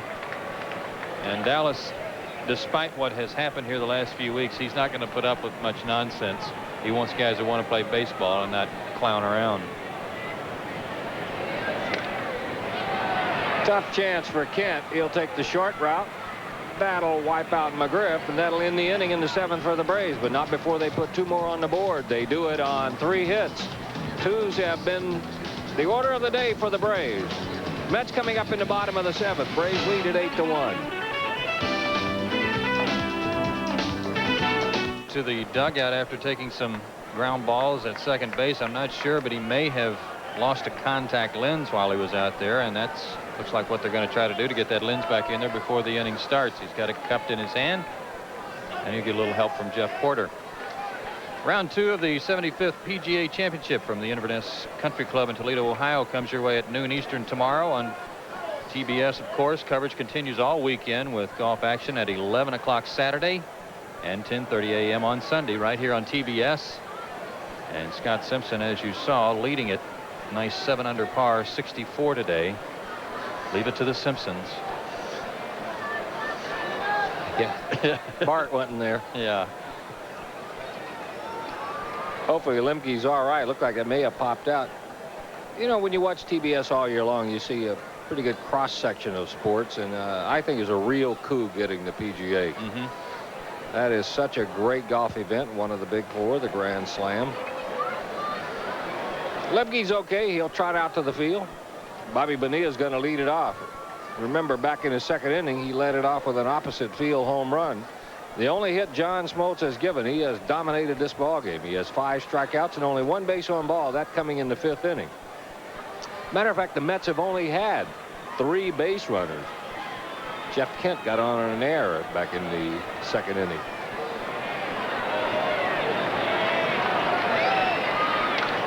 First pitch swinging. This time it's going to stay in the yard, and Deion Sanders will track it down. 1 pitch, 1 out. Got a question for you. You got a guy on the hill. He's got a 1-hitter going. He has given up a run, so there's no shutout working here. But is this a game where you've got a 7-run lead? Let's say, assuming they have a 7-run lead after 7 innings of play, where you take him out of the ball game and don't overuse him or get your bullpen a little work? I think if he were coming back on the 4th day, yes, I would. But I think that if he has thrown, he's been very efficient tonight. His first pitch to Orsolak is a strike 0-1. I wouldn't. I'd let him work tonight. Unless you had a guy in the bullpen you specifically wanted some work. John has done a good job tonight. Remember, we have an off day on Monday. So it's going to be a while before John's back in there. Little looper to shallow right field. Lemke, glass is fixed, spots it and gets it. That's just my theory. I don't think you try to overcoach or overmanage in situations like that. You just kind of let it take care of itself. See, John at the earliest is going to pitch on Tuesday, which will be Friday, Saturday, Sunday, Monday, Tuesday, his 5th day. Okay. I didn't know if the fact that he had a 1-hitter would enter into your I don't think thought so. process. I don't think you can. If you have the luxury of being up in the division where you're leading, like the Giants could plan it that way, or if you're out of it, then you can go for some individual things. But the Braves right now have got to think about the most efficient way to win a lot of ball games. There's strike 1 to Jeff Kent. Kent 0 for 2 on an error. Fly to right field. You never know how a ball club might juggle their pitching rotation, but assuming the Giants stay with their regular 5-man rotation, getting Swift and Burkett their usual amount of rest. To center field, off the end of the bat, a chance for Sanders. Hold that thought on the rotation. We'll come right back. It's an easy inning. Mets go 1, 2, 3. We put 7 in the books here at Shea Stadium. The Braves are enjoying an 8-1 lead.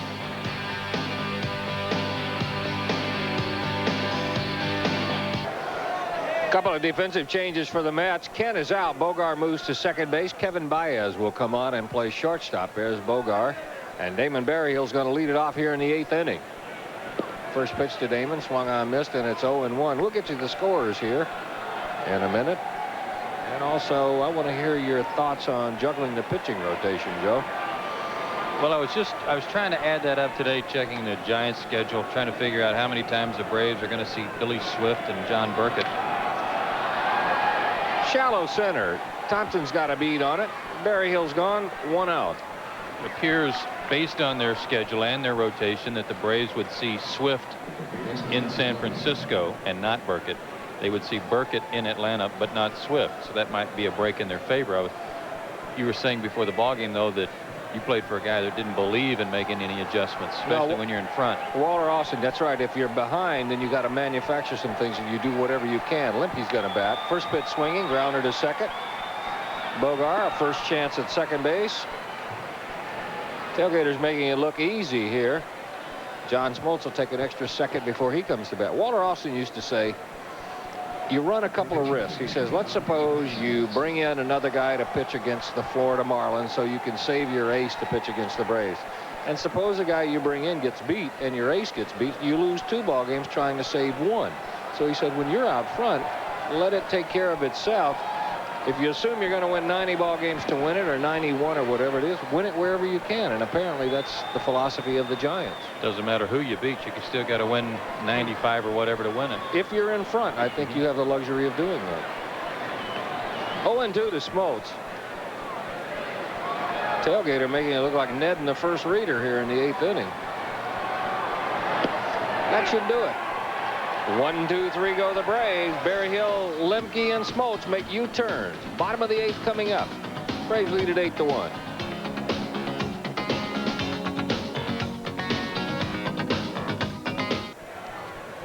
Burnett's, Bogar, and the pitcher's spot due up in the 8th inning. Braves on top 8-1. Smoltz misses inside, and it's 1-0. just want to tell you how much I admire your patience and your discipline there, Joe. It's 2-0. I know you've been chomping at the bit with that Delta scoreboard. Pretty much had to strap you into the chair here for the last inning. Trust me, we're going to get it in. Right after Burnett's. Down low, and it's 3-0. Boy, John has had trouble throwing him strikes tonight. Walked him on 4 pitches in the 5th inning. If he walks him, Tim Bogart will be the next hitter. We'll get that out of the way so we can give you the scores. Ball 4. And let's take a look at the Delta scoreboard. Philadelphia winner today, 7-4. Colorado's now won 5 in a row. The Dodgers have lost 6 in a row. Houston a winner, 5-3. Cubbies leading it with 2 homers from Dwight Smith. Cardinals all tied up now at Pittsburgh in the 8th. In the American League today, Baltimore thought they had it working, but they didn't. They tied it up in the 6th inning, but Detroit came back, scored 9 more runs. Milwaukee takes it on the chin in 11. Cleveland playing good baseball right now. Yankees leading Boston that big series 2-0. Kansas City leading Chicago. First place White Sox. And then Texas leading it 3-0 also. Check out all the scores tonight on CNN Sports Tonight, 11 o'clock Eastern Time. Nick Charles and Fred Hickman will have them for you. There you go. Here's Tim Bogart. First pitch to him is a ball. That's 5 in a row wide of the strike zone. Chico Walker has a bat. He's come out on deck. Smoltz with 2 base on balls. There's a strike. It's 1-1. And to answer your question earlier about a guy with a 1-hitter, what do you do with the bullpen? I wouldn't get anybody up for a while, because you've got a couple guys coming back, as you pointed out, between innings over the weekend, a day short on rest. You know what you got going tonight. You got plenty of runs to play with. Let him pitch himself out of a jam if he has to. 1-2 to Bogart. Now, Glavine will pitch Saturday on 3 days rest. Maddox will pitch Sunday on 3 days rest. See, behind in the division, you've got to take chances like that. Maybe it's not taking chances, but you got to change things. Giants have the luxury of being able to stand pat. Fastball is high. John Smoltz reaching back for a little extra. It's 2-2. Was it ever tough for you? Did you have to alter much between starts if you, instead of 4 days rest, going on 3?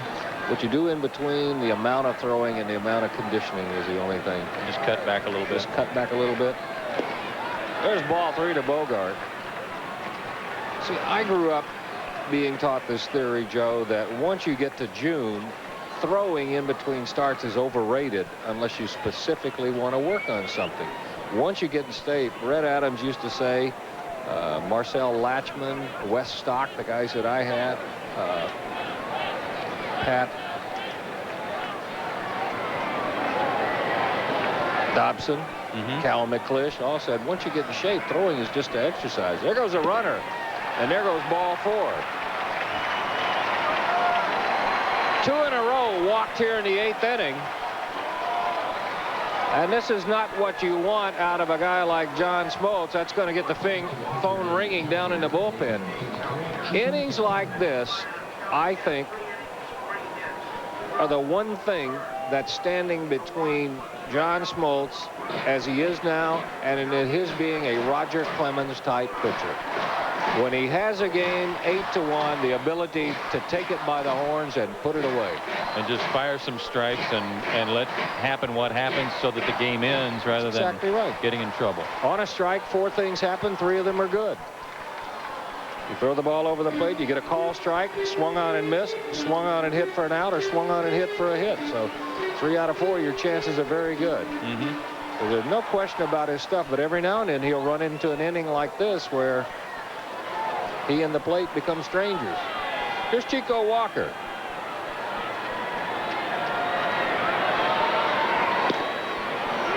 There's a strike.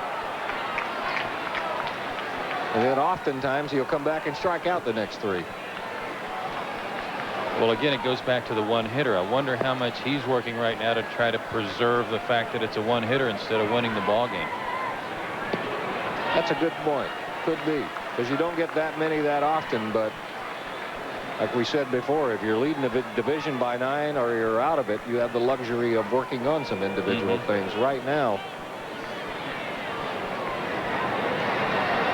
Got to say, I'd like to see that bullpen sit down and rest. A ball and a strike to Walker. Popped up. Shallow right. Lemke back. Justice coming. It's the second baseman Lemke making the grab. Walker pops to Lemke. One gone. We'll go to the top of the order. You know, as much as the Mets have struggled this year, pinch hitting is not an area where they're struggle. Mets pinch hitters are 24 out of their last 70. They lead the National League with 50 pinch hits. They hit 276 coming off the bench. Here's Ryan Thompson. A grounder to short, a fly to center, struck out swinging. Smoltz with 5 strikeouts. The ball 1 is high.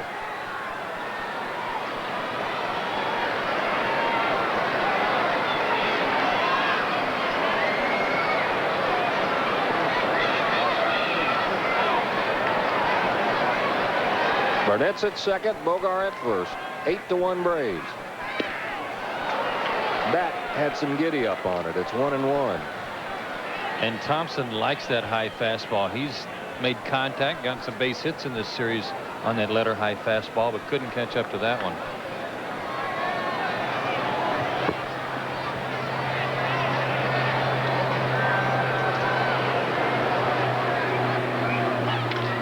To left field and drilled. Gann will watch it go. A hanging curveball, and it's an 8-4 ball game.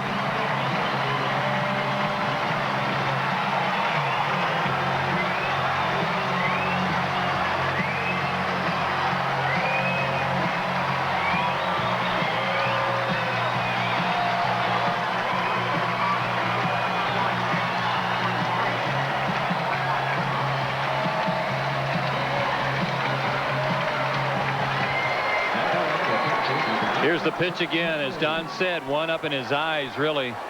Curveball that just didn't come down. And he golfed it out of here. Only the second hit of the night. The home run following 2 base on balls. Still 1 out. Hundley, first pitch swinging, sends one to left field. Gant, shy on the warning track, makes the catch. So Hundley flirts with the fences. And that'll make it 2 outs. A little bit of encouragement for Braves and Braves fans. They are 8-0 coming into this ball game. In ball games where Gant and Justice homer in the same game. If you want to take it back, that's this year. You want to take it back through 92. Braves are 11-0 when those 2 guys homer in the same game. Here's Eddie Murray. First pitch misses upstairs. It's 1-0. That looks like Stanton and Wohlers. Mark Wohlers has already done some throwing.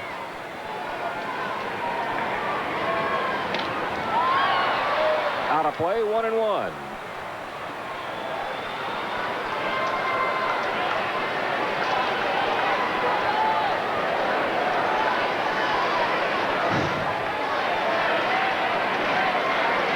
Estimation on Thompson's home run, 384 feet. Murray went around. It's 1-2. He didn't think so.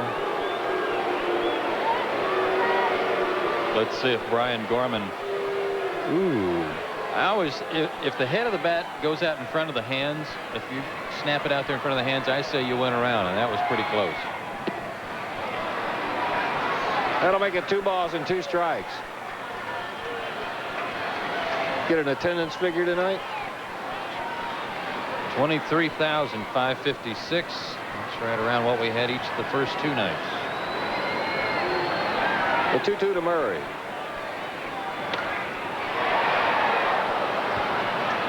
Got the head out in front of that one a little bit. It's still 2 balls and 2 strikes.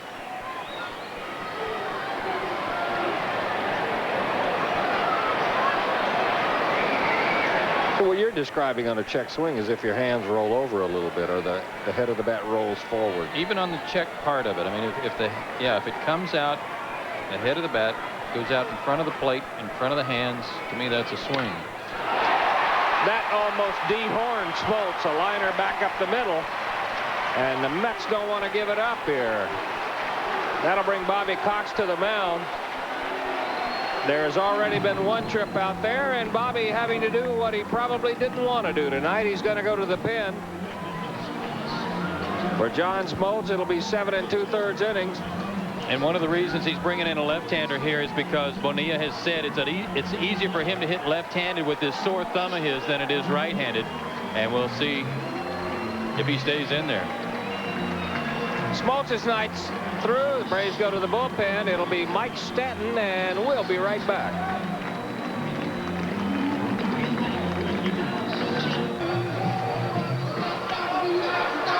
Mike Stanton is the new Braves pitcher.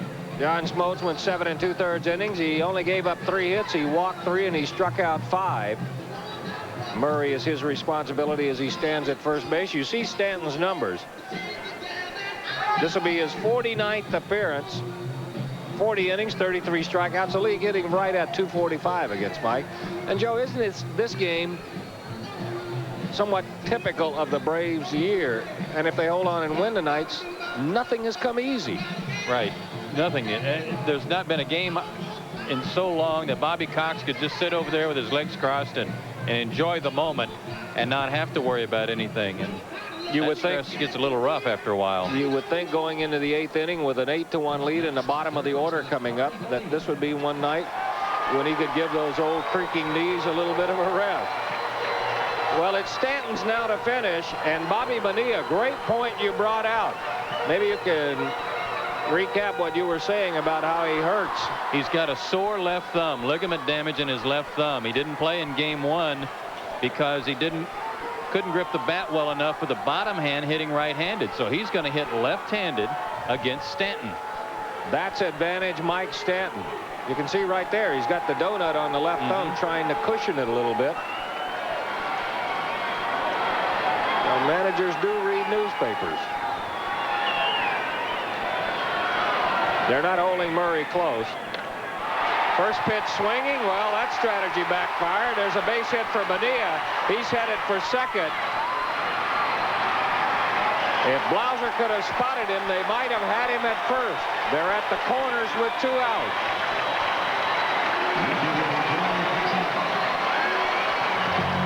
The one thing that has plagued the left-handed relievers for the Braves all year long, Stanton and Kent Mercker, is their inability to get left-handed hitting out. Many times it's not because they give up hits, but because they're not able to get outs and they wind up walking the guys. I don't know when the last time was Bobby Bonilla faced a left-hander hitting left-handed, but he sure looked fresh on that one. Joe Orsulak is going to stay in and hit. As you can see, Stanton's struggles have come mostly on the road. It's a little bit of a surprise. First pitch swinging out of play, and it's 0-1. Especially given that Dave Gallagher was batting cleanup in game 1 of this series. He's been red hot. 5 homers, but many of them have come since the second half started. We're getting near a save situation, and Greg McMichael is starting to throw in the bullpen. 0-2 to Orsulak. There's McMike.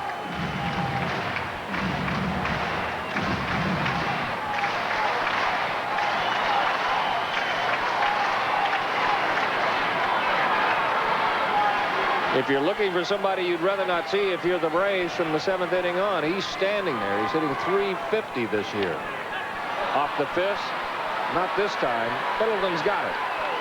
Well, that'll put a lid on the 8th inning, but not before the Mets battle back. They put 3 on the board with 1 swing of Ryan Thompson's bat. They leave a couple stranded. We have played 8. All of a sudden, we got ourselves a ball game. It's 8-4 Braves. Chico Walker, who came on the pinch hit, is going to stay in and play in left field. Joe Orsulak comes out. The new Mets pitcher will be Jeff Ennis. You can put him in Orsulak's spot. Ennis, the guy who is the submariner. Guys like that, tougher on righties than on lefties, aren't they, Joe? Well, it depends on how much their ball sinks. I always thought that Dan Quisenberry would rather pitch to a left-hander than a right-hander because of the way his ball really went down and away. It was very tough to keep from hitting a ground ball when you're batting left-handed against Quisenberry. I think right-handers, at least from my view, the right-handed batter might have that ball coming back into them if they're trying to run it in on their hands. If they make a mistake, they're more inclined to really get hurt with it. Ennis will face the top of the batting order, Deion Sanders. Ennis out of Decatur, Illinois, now makes his home down in Jupiter, Florida. Out of Eisenhower High School. A little bit of useless trivia for you. In the history of the Mets, he's the only player who's ever played here whose last name begins with I. Grab that and run under a root. First pitch to Sanders is a strike, and it's 0-1.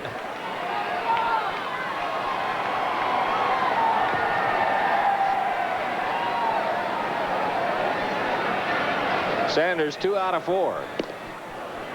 Takes strike 2. I think if you don't face a guy who throws like this very often, there'd be a tendency to stand there and get mesmerized by the delivery for a couple of pitches. Not knowing what direction they're going to go. Misses outside, and it's 1-2. 8 runs, 10 hits, and an error for the Braves. The Mets with 3 in the 8th, 4 runs, 4 hits, and 2 errors.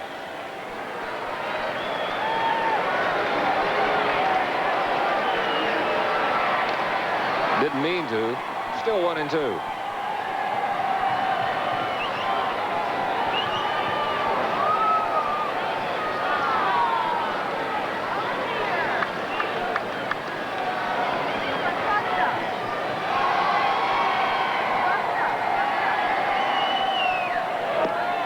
Another one off the plate. It's 2-2.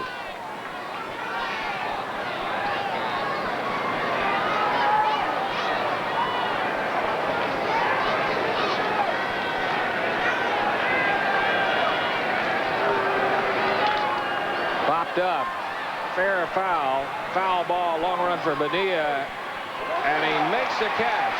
That's a nice play by Bobby Bonilla. That ball heading out toward the stands and drifting back, and a nice over-the-shoulder catch. He's been very impressive defensively in this series. Look how far he was off the line and how far he had to go after this ball. His experience in the outfield certainly helped him here.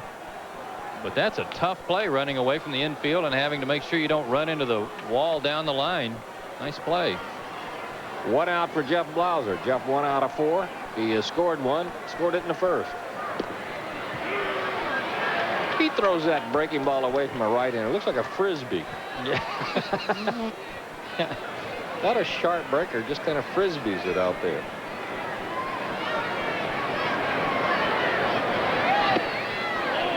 Here really doesn't snap, does it? No.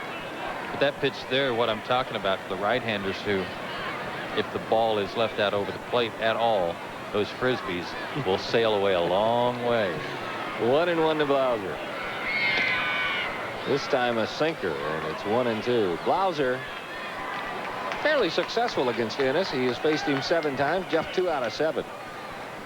I had a teammate in Seattle named Bruce Bhakti, who was a pretty fair country hitter, who when he would face Quisenberry said, make sure you grab your 9-irons, guys, and open the face up a little bit. A teammate of mine, too, in Oakland in '85. There's a frisbee outside, and it's 2-2. Be a great promotional giveaway to Jeff Ennis Frisbee night.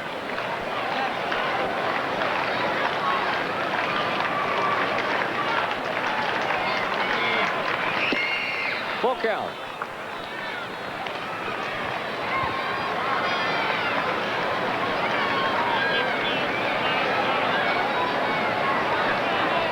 Braves will leave here tonight, take their our Delta charter over to Cincinnati. 3 there. Off day on Monday, and then LA comes to town. Brief homestand. Another foul ball. Still 3-2. The Phillies were winners today. So was Colorado, Houston. Right now, it's 5-1 Chicago over Florida. Dwight Smith, a couple of homers in that game. St. Louis is leading Pittsburgh. That by a 4-3 score. Down low. Blauser battles him and gets the base on ball. I don't think Ennis too happy with that call. And that'll bring up Ron Gant.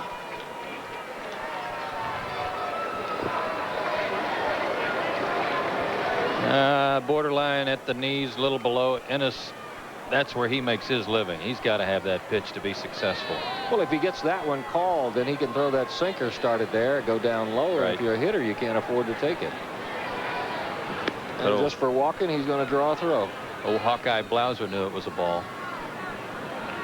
Blauser swiped 10 bases. Gant's had himself a night. He's 3 out of 4, a home run, a couple of singles. He scored 2. He has 3 RBIs. Could be 2. Diaz, the Bogart, the first, double play. Well, the threat was short-lived here in the 9th inning. The Braves get no runs, they get no hits, and there's nobody left. The Mets coming up. Looks like it's going to be going to the pen. Bottom of the 9th, 8-4 Braves. 4 to play with. Mike Stanton will be fresh for the Cincinnati series. He is gone. Greg McMichael is going to come on to try to close this one out. Not the way this one was supposed to finish, is it? No, somebody screwed the script up because it was written to go. It was written for John Smoltz to take it to the 9th inning and maybe let Wohlers or Jay Howell or Bedrosian or somebody put it away. But Greg McMichael's number is very impressive. This is a great story. Nobody would have really given him a chance of hanging around for all of spring training, and now all of a sudden he is one of the most talked about relievers in the National League. He'll need to get out Kent, Burnitz, and Bogart.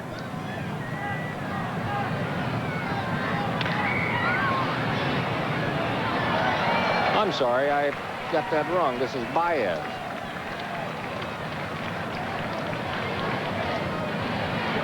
Got Ennis in the right spot, but Baez in the wrong one.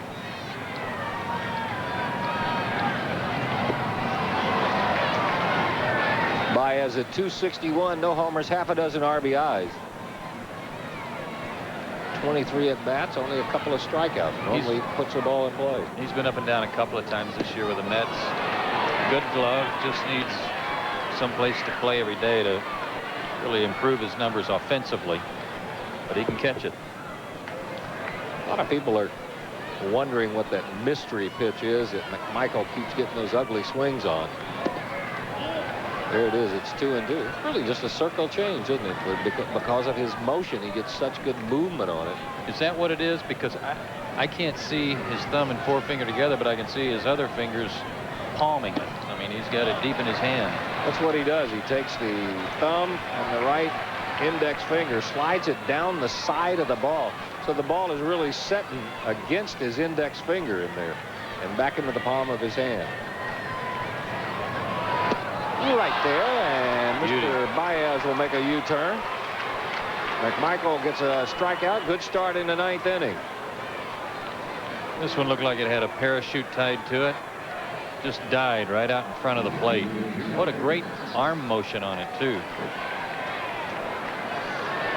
Here's Jeremy Burnitz.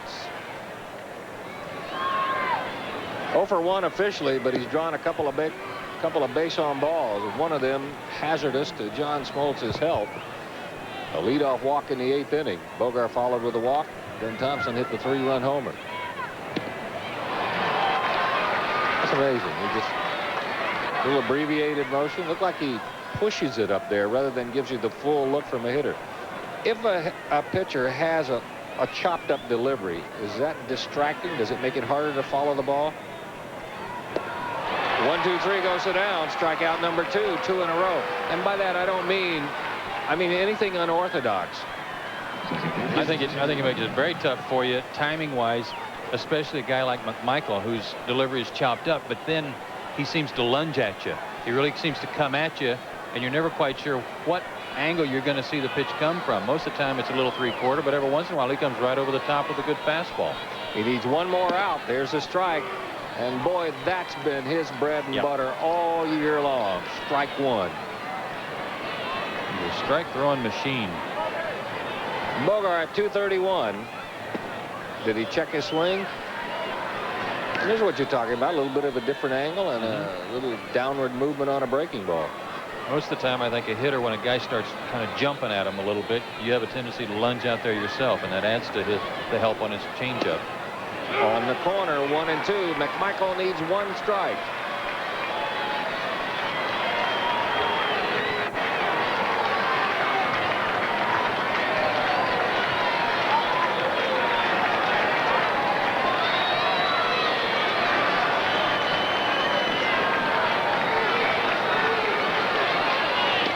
Off the end of the bat, McMichael has it.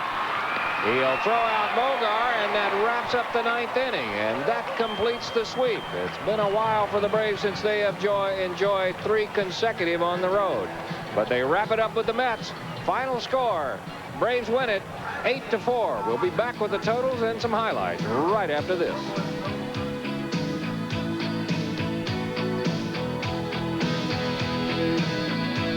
The Braves have now won 4 in a row, and they sweep the Mets. It's the first team they've swept this year other than the Colorado Rockies. Final score 8-4. They out-hit the Mets 10-4.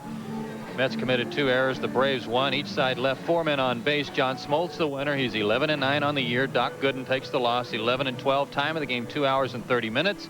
23,556 here at Shea Stadium. Our Armor All protectant player of the game is Ron Gant. What a night he had. In addition to those numbers, he also had 2 stolen bases to run his stolen base count to 19, and he's closing in on a 30-30 season again. Thanks to another home run on an off-speed pitch. You can see there that he waited beautifully on it and drove it out of the ballpark in the 7th inning. That home run hit off of Dave Tailgater, and it staked the Braves to their 8-1 lead at the time. Final score 8-4 Braves. It's from here on to Cincinnati. Tomorrow night it's the Reds at 7:30. We will have it for you right here on TBS. Pitching matchups for the weekend. Steve Avery against Tim Pugh tomorrow. Glavine against Roper on Saturday. Sunday, Greg Maddux 13-9 against Jose Rio.